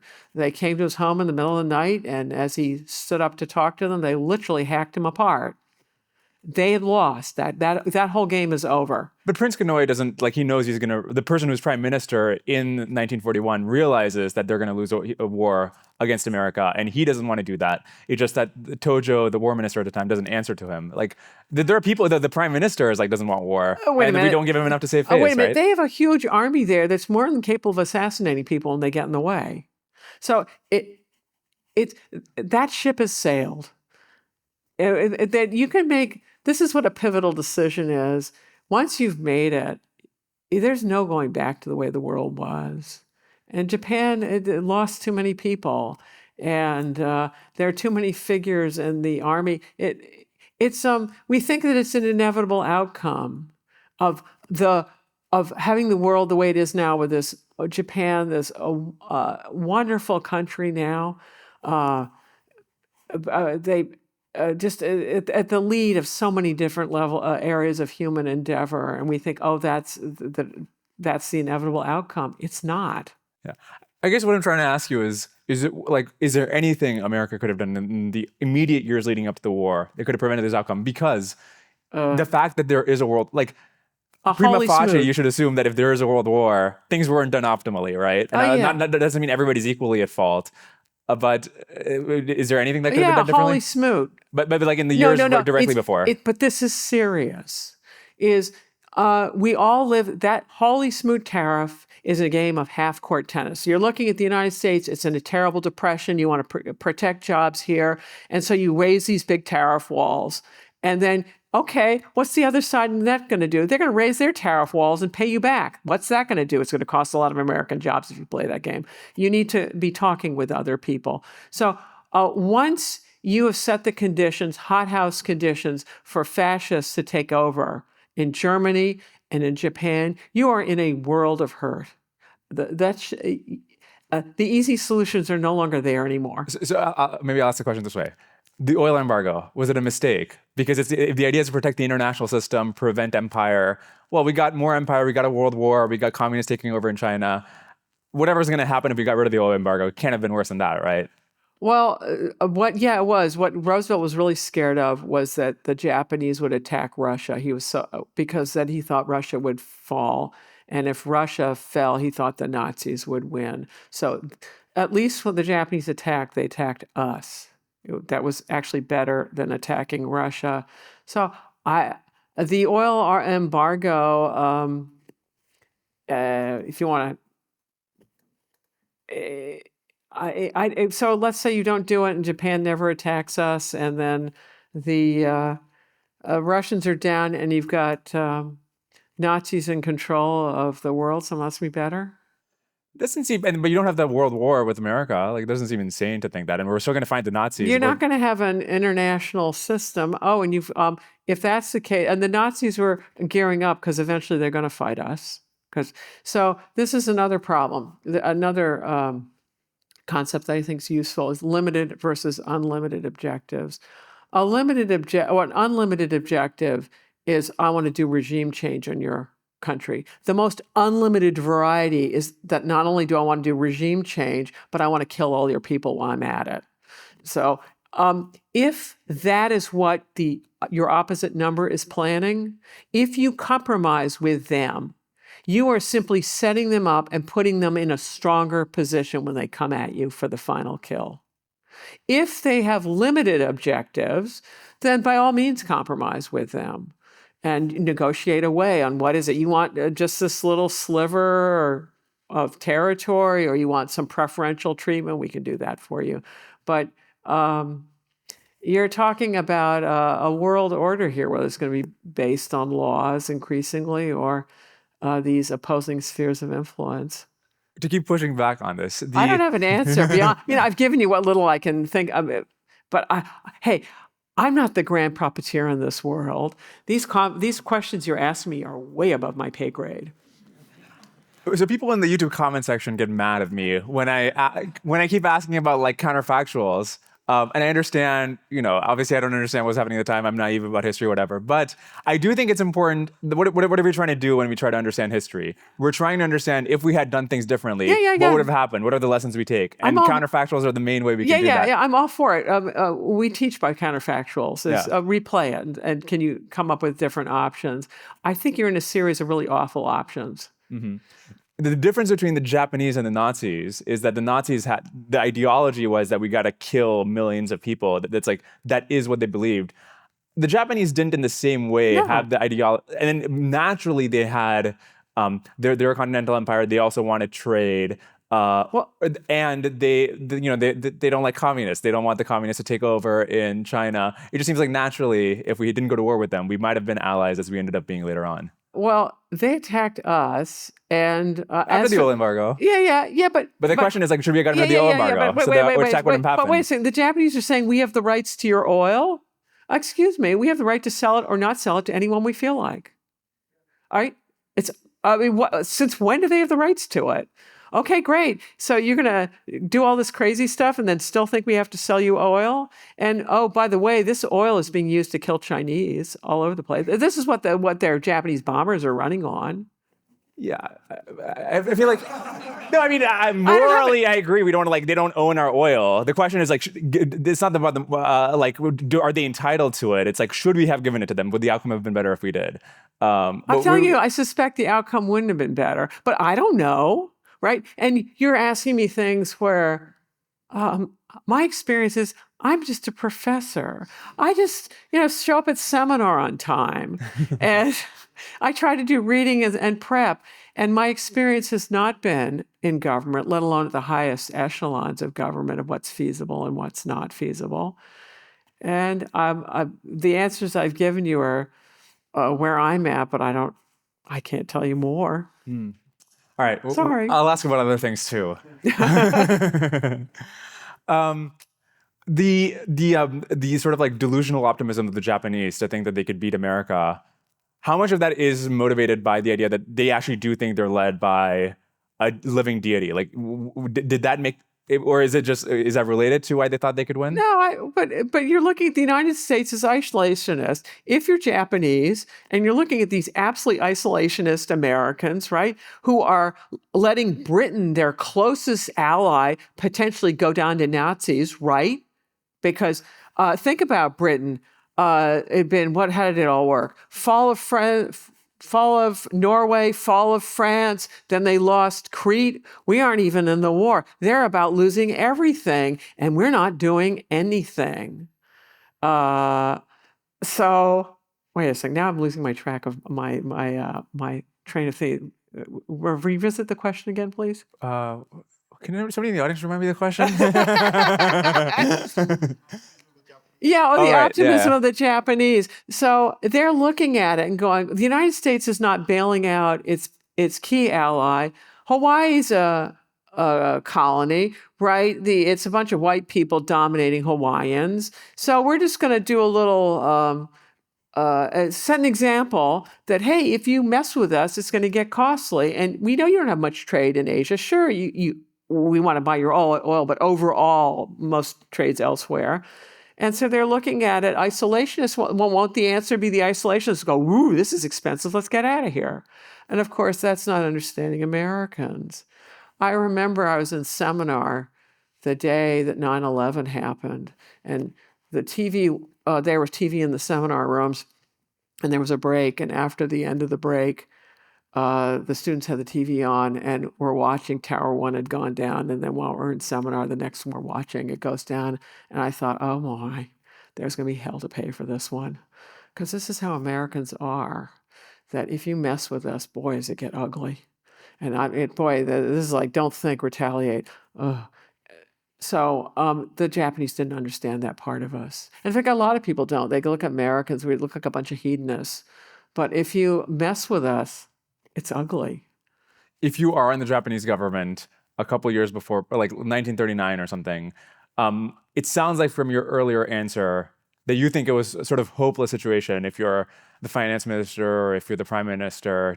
Is there anything they could have done to prevent an inevitable conflict with America? They brought it up and they say, well, we can't afford this. The resources aren't here, and the army wasn't interested, and they shut up because the last guy had been killed in his house in his pajamas, so they weren't up for that. How much stock do you put in the idea that if you have a society that rapidly industrializes, that goes from a feudal state to advanced industrial nation in a generation, that it's just not enough time for the culture to evolve? And so the way that the Japanese behaved in the lead up to the war and during the war, it just the feudal values just didn't have a chance to evolve. In the Meiji Restoration happened too fast. No, it didn't happen too fast, but it's that institutions take a long time to take root. Look at this country. It's been an evolving democracy for hundreds of years. Okay, we no longer have slavery, amen. But you look at today, really consequential things about our own institutions. So now we're going to go pick on the Japanese because they managed in one generation to westernize their political, judicial, legal, educational, you name it. They westernized them, but there wasn't enough time for these things to grow deep roots. And then if you think about who's doing this, they're called the Genro, this very distinguished generation of Japanese who all knew each other. And so their career paths were very broad, covering both civil and military areas. And when they died, they couldn't transfer their prestige to anyone else, nor had they institutionalized it in some kind of cabinet or something that would force all these different groups to discuss things without giving a primacy to the military. And then understand what is the tradition in Japan. Shogunate, that's what Japan had before. What's a shogun? Shogun is a Japanese word for general. So the long history of Japan is military rule. So when it comes back in World War II, that in a way is a kind of normalcy. It would have taken a long time. So this comes back to the United States and fooling around with tariff walls, thinking that was such a clever idea. Maybe if the Great Depression had been managed better, it would have given time for these institutions to take deeper roots. No one knows, but I would not criticize the Meiji generation. They're brilliant. They did so much. But you're talking just a number of years. And look at this country. We're really having major problems with our institutions, wondering whether we've got a stalemated legislature, whether we got a skewed court system, or whatever it is, and we're sorting these things out. And then to criticize the Japanese because they couldn't do it all in 25 years. The one thing I found really interesting in your book is that you were arguing that not only was the military not in charge of the officers, right, but like nobody was even in charge of the military. There was like no, I think you call it a system of irresponsibility. That it was like just basically government by committee. Tell me more about that. Why does that lead to mistakes? Well, I'm going to flip it around and look at how the West has done it. It's all about, it's supposed to be, and of course there are exceptions, that it's not that it's about you if you have a particular job. It's that your job gives you certain authority by law to do things, and then we have courts to adjudicate when you in that position other people think that you've exceeded your authority and they start suing about different things. And that's how it goes in the West. It's very legalistic, goes all the way back to the Romans. This is, when I think about what is the West, it's Greek logic, it's Roman law, and then it's these Judeo-Christian moral values. Those are essential pillars of what the West is all about. So in Japan, they get laws and they westernize, but they have their own indigenous way of dealing with things. And it's very much about different in-groups and out-groups handling things in whatever the committee is. And so we're going, well, who actually did that? And whose fault is it? Because we have this very legalistic way, and fault in law, we're going to either put you in jail or whatever.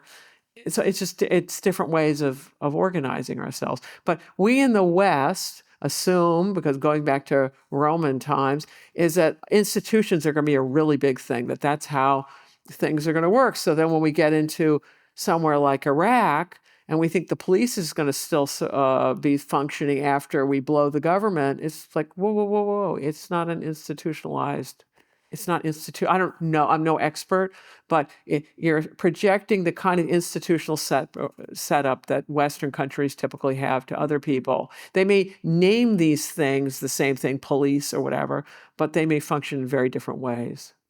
When you look at the soldiers who fought these hopeless battles, where tens of thousands of them on a single island might starve or be forced into a bonsai charge that they knew was hopeless and they were all going to die, and they knew that they were put in this hopeless situation because of these destructive, petty fights between the Navy and the Army where one of them isn't willing to supply the other one. Why didn't that break their morale more? It's just like, look, we're supposed to die and commit seppuku because you guys didn't give us the right supplies because you guys aren't willing to share information or something? I don't know the answer because I'm not a social historian where you would really be doing, I've done more diplomatic and military, so you're looking top down. But what you're asking is a very important question for how do individuals react to all this, and that I do not know the answer. And you'd have to. And there's another piece that makes it hard in Japan, since people don't want to talk about failure because it's considered a loss of faith. Whereas in the West, one of the fundamental assumptions of Christianity is we're all sinners, right? Original sin. We're all defective goods from the very beginning, and so there isn't this expectation for perfection because it's known you're kind of a mess to begin with, and so you can talk about these things. So that's a whole other problem of getting people to open up about truly horrible events. So I don't know the answer. I know that the World War II generation, they came home, they just didn't talk about it with their children, and it's just not a matter for discussion. So I can't answer that of why they followed. But you look in the West, in World War I, soldiers would go up and over the trenches, and they knew exactly what was going to happen to them. And yeah, there were people who didn't, and then they were court-martialed and shot. A lot of people were shot in World War I. But there's been a change in society about what young men are willing to do when their officers start telling them. The way the Russians solved this problem in Ukraine, but Stalin would do this too, is you send people up ahead, and then you've got the KGB or whatever, the killer unit, so that anyone who tries to go the wrong way in the battlefield, they get machine gunned by their own side. That's one way to get an army to go forward, and that's what Putin is doing right now. But anyway, it's in more democratic places, people aren't willing to go along with this now. But in the West, we did it too. When you're having lunch with your colleagues, with the people who are also experts in this field, and you're discussing, look, what are still the big unresolved questions? We don't understand why this person did X or why events transpired in a certain way. What are like the big things where you guys have to hassle it out? Oh, well, it's more someone's decided what the curriculum's going to be. And and then you teach it. Oh, and by the way, as of like 6 months ago, I've moved to the Maritime History Center, so I'm no longer teaching. So I'm just doing research at this stage. Well, I think the whole point of the curriculum at the War College is to get people out of the operational level. So the junior course is about the strategic effects of operation. It's like, okay, Pearl Harbor, to me, it's an example I'll use is Pearl Harbor. It's an A+ military operation. They sink everything. Of course, it's shallow water and we raise most of it afterwards.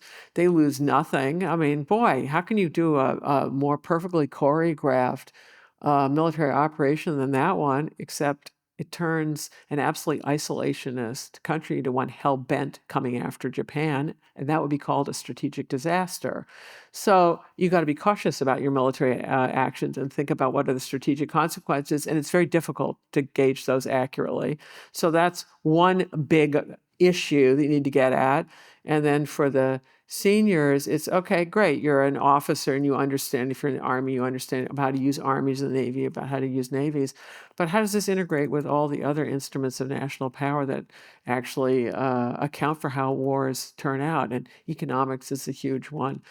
And there is no definitive answer in these wars, but rather you can give analytical concepts, and this is my reason for doing these lectures, is to say, hey, don't play half-court tennis. Wouldn't that be a basic thing? Is it going to provide you the answers if you look at the other side? No, it won't, but it'll position you to be in a better shape. Or tossing out limited versus unlimited wars, and unlimited wars are putting people on death ground. Does that answer the question? No, but it goes, okay, if Vladimir Putin has an unlimited objective vis-a-vis the world order, and he's basically said that he does, then compromising with him would be a mistake on that subject, right? And you're going to have to deal with him one way or another. So it's what is it? History isn't over. The long-standing struggle between continental powers that want to divide the world up into mutually exclusive spheres of influence and butcher each other over territory, very negative sum. They tend to be very authoritarian. Or this maritime order that says, hey, Shirley, join the party. Follow the rules, you'll make money, right? And this is Angela Merkel's thinking this of, hey, she was a German chancellor for many years, and she's thinking, Putin will sell him a lot of oil, he'll make money. It's a win-win, surely. Well, he's back to his continental stuff, destroying wealth and lives. That's what the alternate world order looks like, is killing people to get things. It's more promising to spread the other one. And this disagreement has been going on for a long, long time. I feel like we had a mini version of this debate in the podcast we did a year ago. I have a limited number of ideas. I'm starting to repeat. If you just said, we can't compromise with people who will have these unlimited goals, like Putin, who have these territorial goals. If we're using the analogy as you're explicitly making it to Japan during World War II, look, what it took, if we wanted to say we're not going to compromise with your territorial goals, we will stop you in every way. What it took was a world war that led to an unconditional surrender. So if we're using that analogy, does that imply that no compromise requires some unconditional surrender type event? No. Doesn't this contradict the death ground thing? No. There's something called precision nuclear strike. And it has changed things. During World War II, the United States had sanctuary, which means other people couldn't touch us at home. And our productive base was not touched, and that was essential. There are many things that were essential for Allied victory. Take any one of them away, and the outcome's different. One of the essential things is this productive base. This time around, all kinds of people can come get the United States. So a lot of times in foreign affairs, you can't solve things, and I don't know who originally said this, but you manage things. And so this is where the sanctions and things come in. You give people a timeout from the world order. You don't solve it. You look at North Korea. That is not solved by a long shot. But at least South Korea can become prosperous, and the North is just sitting with its timeout and being more and more malign at home.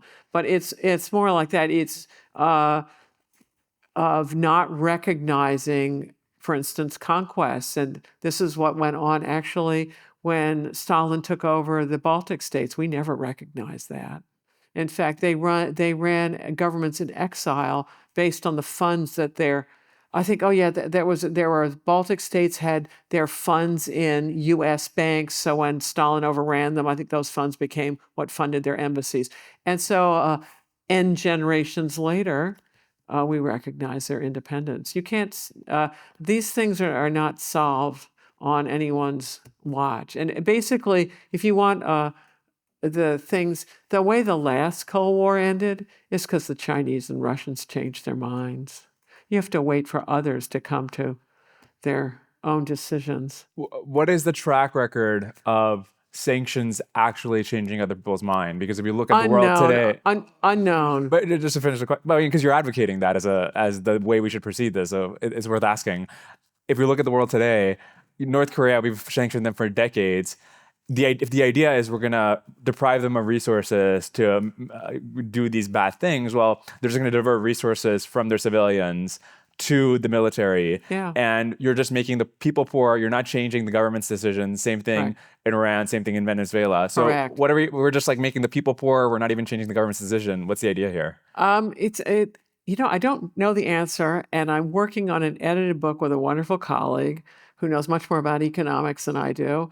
And we have all kinds of chapters. This book will not be a good read, but because you want to learn things. And so I've done a lot of edited books to learn things, different kinds of naval operations, and then they feed into the books that are more overarching. But this one's on sanctions, and we're in the process of writing the concluding chapter now.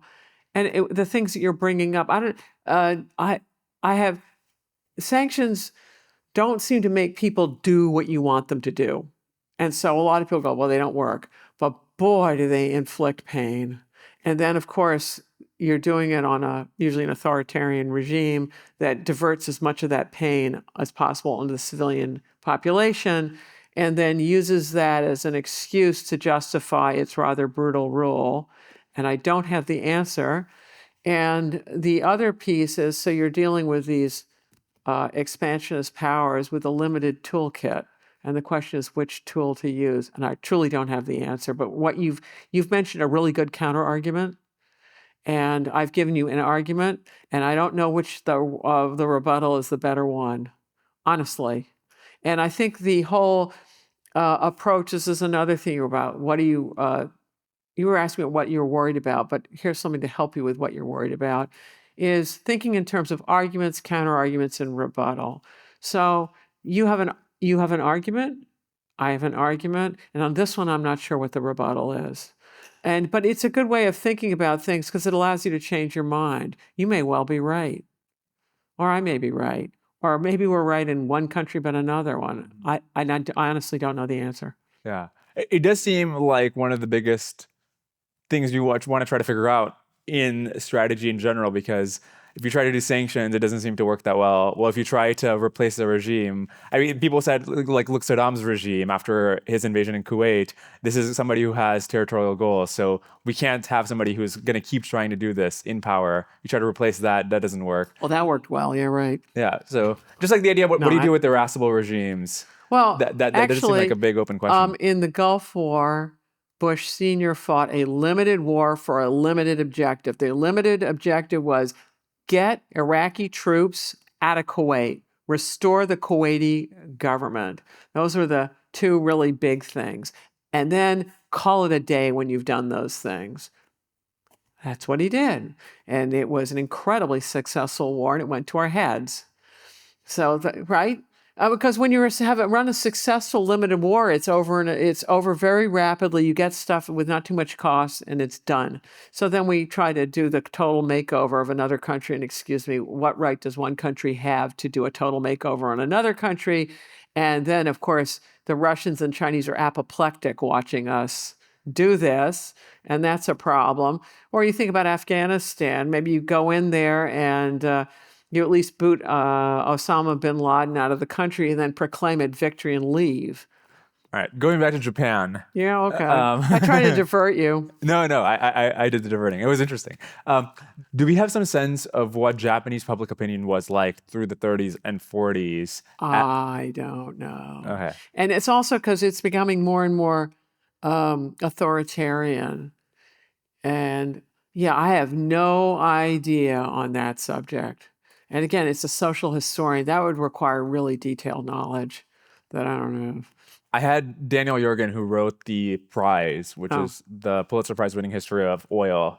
And he has a big section in the book about World War II because in his view, oil was a big component of why the war happened the way it did. And one of the interesting points he made was that he thinks that the kamikaze missions, a big part of the motivation behind them was that Japan lacked the fuel to have the pilots fly back.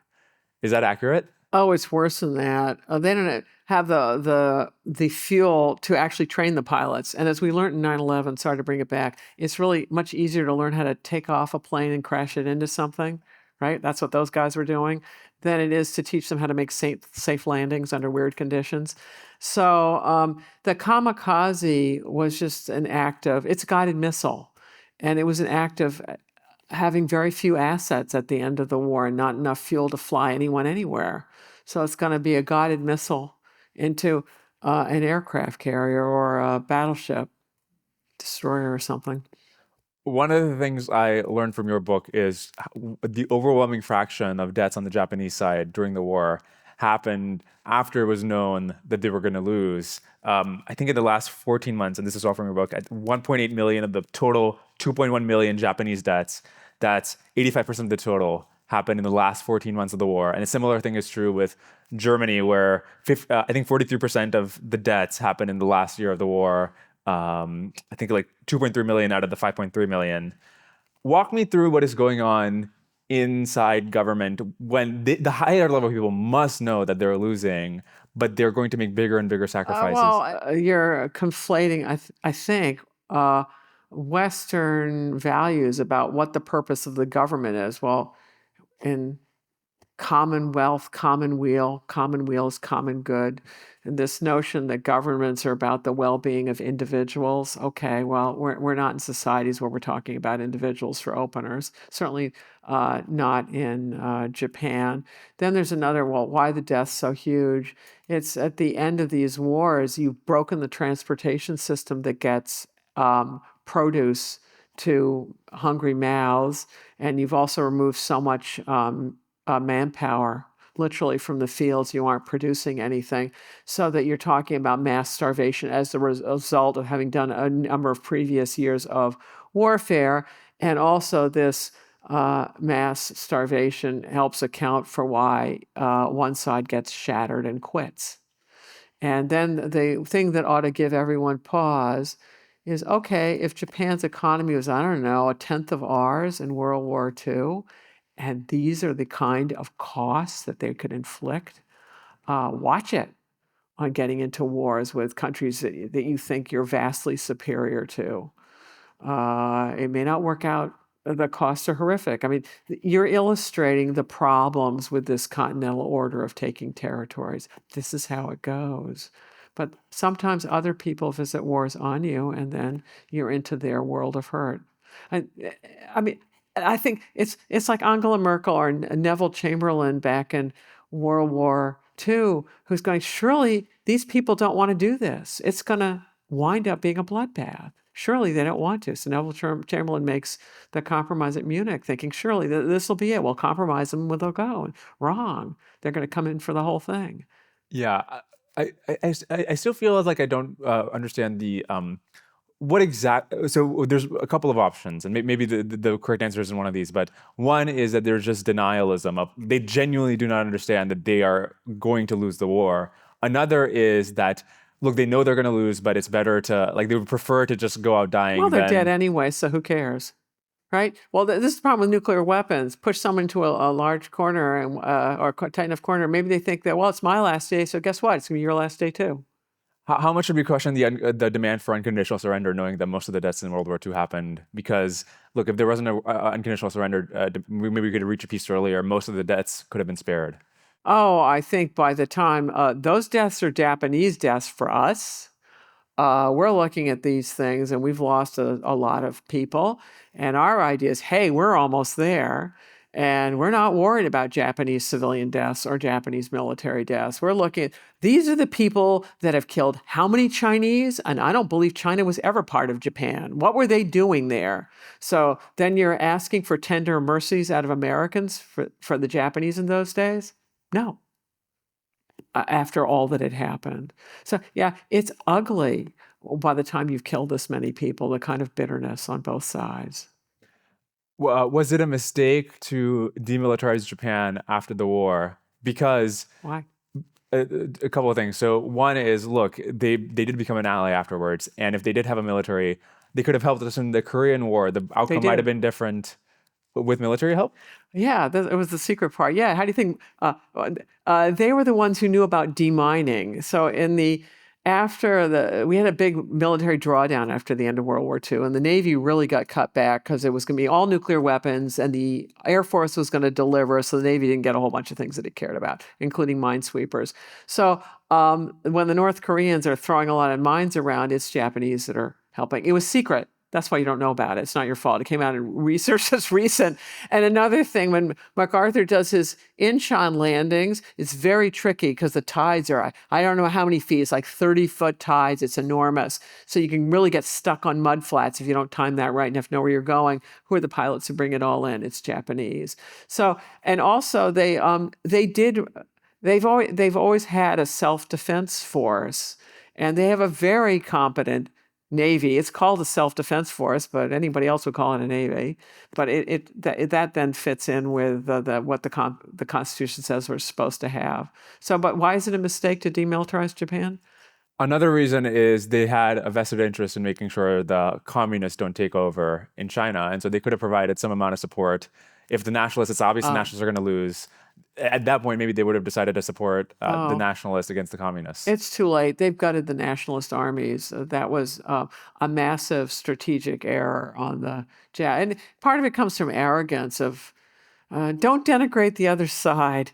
And so the Japanese thought they could. China's a failed state. These people are hopeless. They can't even decide what they're doing. They got warlords everywhere. We'll just push them around and we'll get what we want. And they do really well moving into Manchuria. Manchuria is it's bigger than Germany and France combined. The Japanese actually stabilize it, do lots of investment. That's why it becomes the most industrialized part of Asia outside the home islands, more so than Shanghai. And this is in the 30s. And so they're looking at the things look pretty good and they'll get away with it.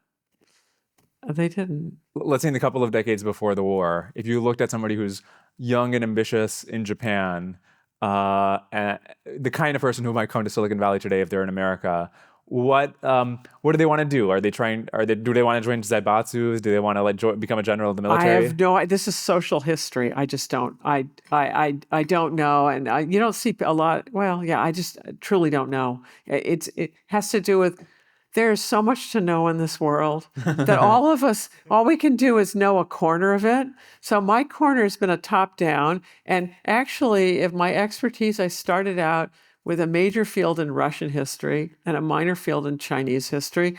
And then I realized to deal with those two, you had to understand Japan. So you're asking me in my weak suit about the social history of that country, and I can't answer it. My friend Eggerdo has this theory that, look, you have many of the powers that we fought in the 20th century, Japan, Korea, Vietnam, not fought directly, but at least fought over, we ended up becoming allies with them later on. And in fact, they're some of our best allies. So there's two ways to think about it. One is that we had especially good diplomacy with them after the war.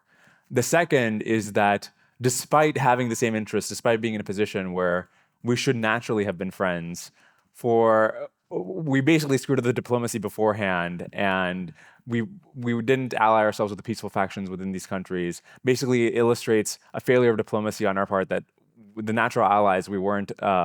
We ended up going to war with. There's no matter of diplomacy that's going to solve Hitler. So that one is one of the lessons is don't let the world global economy melt down. And when that happens, people who are not only Americans will get desperate when that happens, but people who are poorer than Americans, which is lots of the world, will be truly desperate. So you don't want to do that. As for why the Japanese and the Germans are such wonderful allies as they are, is what's the word? It's a testament to having a generous peace. So the peace after that war was not to get even, which is what had been the peace in World War I, was the Germans had done all this terrible stuff. We're going to make them pay all kinds of money, and we're going to tell them it was all their fault, and blah, blah, blah. That doesn't work well. But rather, the peace, that was, of course, what the the Russians did to East Germany, but for West Germany, it's how do you reintegrate them back into Europe and get them back on in, and the Japanese as well. And also a serendipitous fact of the Korean War, the Japanese economy was a total mess at the end of this war. And the United States, of course, is overtaxed because there's Europe to rebuild and there isn't enough money to do everything.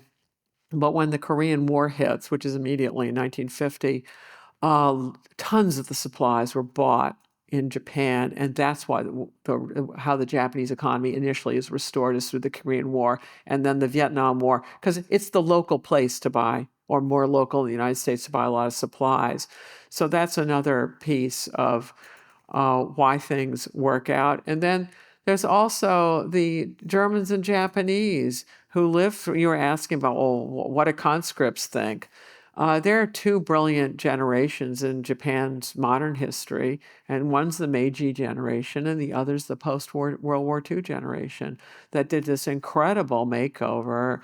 And I think of all these wonderful high-quality products they built. Like I love my Toyota.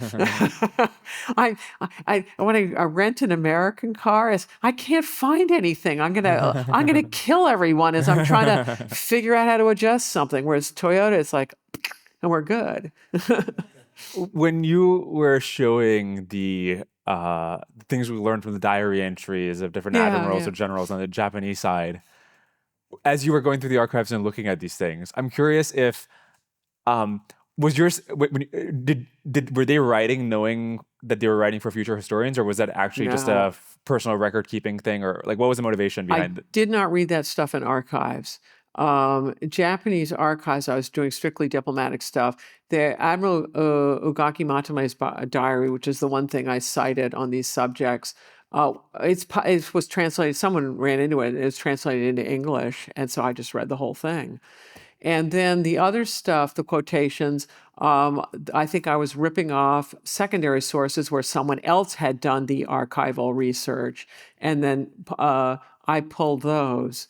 But those are where the quotations came from. So again, I haven't done this deep read into all of the Japanese thinking about all of these, of what motivated them in their careers. That I have not done. Was there some big aha moment when you were going through through all this Japanese stuff where like I get why they did a certain like why certain things transpired in a certain way? Oh, well, this lecture, when I came to the Naval War College in 2000, they assigned me a couple of lectures, and because it's a group taught class, and everyone only gives 2, 3, 4 lectures, and so I was junior. I think I got 1 or 2, and so I was told to lecture on World War II Pacific, and I'm like, oh great, U.S. Navy, this will be a joke. Me telling them about World War II Pacific. Right, because I'm a historian, major field Russia, a minor field China, and I've dabbled in Japan, and now I'm supposed to talk about this. And so my husband said, well, hey, I've taught this survey of Japan, read this Bushido stuff, and he had some of the books hanging around the house. So I read that, and then I had read some basic things about World War II, and then this is why I'm telling you, I think it's a useful way to approach other cultures is read what they read. What are the key books? And apparently these were key books. And then you go, okay, if I believe this, then I'm going to take Western analysis of going, rather than mirror imaging, I'm going to basically take their software, put it in here and my brain, and then say, okay, does this inform me of what they're doing in the bonsai charges? And it's like, oh yeah. That actually makes sense now. Instead of saying, what are these nut jobs doing? And it's everyone. It's, no, actually, if you believe these things, then this would explain how you're doing things. So that's how that all came about. One thing I was wondering about when you were talking about the inter-service rivalries is what were the Allies doing that they avoided this? Not only between the branches of the military, but I mean, allies, the word literally says it. They had to coordinate Japan wasn't coordinating with Germany in the way that America was coordinating with Britain. How were the institutions set up or the culture set up that made this possible in the West? This institutional rivalry is terrible all over the place. But there's another, all right, more concepts that are useful. So it's really helpful in looking at people when you have disagreements with them is who is their primary adversary or rival, not their secondary. They probably have a whole list of people who annoy them, but who's the number one? And then where is the primary theater of wherever that disagreement is? Look at that. And then on the disagreement, how big a deal is it? Is it existential? Japan thought, the reason why it's undeterrable that we didn't figure out, they thought their entire existence was at stake, that they absolutely had to have territory in China to survive. And now whether that's correct or not is a completely different story. If they believe it, that's what's motivating them. So on these, when you're looking at the war, on the Allied side, who's the primary enemy? Hitler. Where's the primary theater? Germany. Even though there's Japan, it was Germany first. And what about the ultimate goals? Well, actually, that doesn't align at all. But because the Russians want a communist wonderland, we want everyone decolonized, and the British want the empire on which the sun never sets. But they all shared an intermediate objective that Hitler has to go. And that's a super glue of an alliance. Now let's flip it to the axis. Okay, Italy. What does Italy want? Roman Empire, whatever it is. So who's the primary enemy? Well, Britain, because that's where British interests are. Okay, Hitler, what's he all about? He wants to do his Lebensraum, Nazi wonderland all over Eurasia. So who's his primary enemy? That would be Russia. Japan, what do they want? They want the big Japanese empire. Who's their primary enemy? It's China. And then when they get us in, they got a whole new problem in their hands. None of this aligns. And so the Axis aren't going to be trading many resources with each other. Whereas the Allies, and it's really, it goes back to your original question about the British. Part of their way of running wars is you absolutely coordinate with allies. You give them serious resources, which is what they finally figured out at the end of the Napoleonic Wars, where they're paying big money to support different allies, and then you've got to put skin in the games and actually send your armies. So the British, and we take this from them, we're students of the British on this, do massive sharing with Lend-Lease. And Stalin isn't sharing too much with us. And then we've got the unified commands with the British because they're all about doing that. The Russians won't even let us on their territory to do things. And there are only little bits with the Arctic convoys going up to Murmansk, and it's hardly anyone who's up there. So this is a different cultural tradition and how to deal with things. All right, we've come full circle. I think that's a great place to close things. This was excellent. Thank you so much, Sarah. Thank you for coming. Thanks for watching. I hope you enjoyed this episode. And if you did, please consider watching the other 2 episodes in this series with Sarah. The former one on India and how the USSR, US, China, Pakistan all fought over India during the Cold War.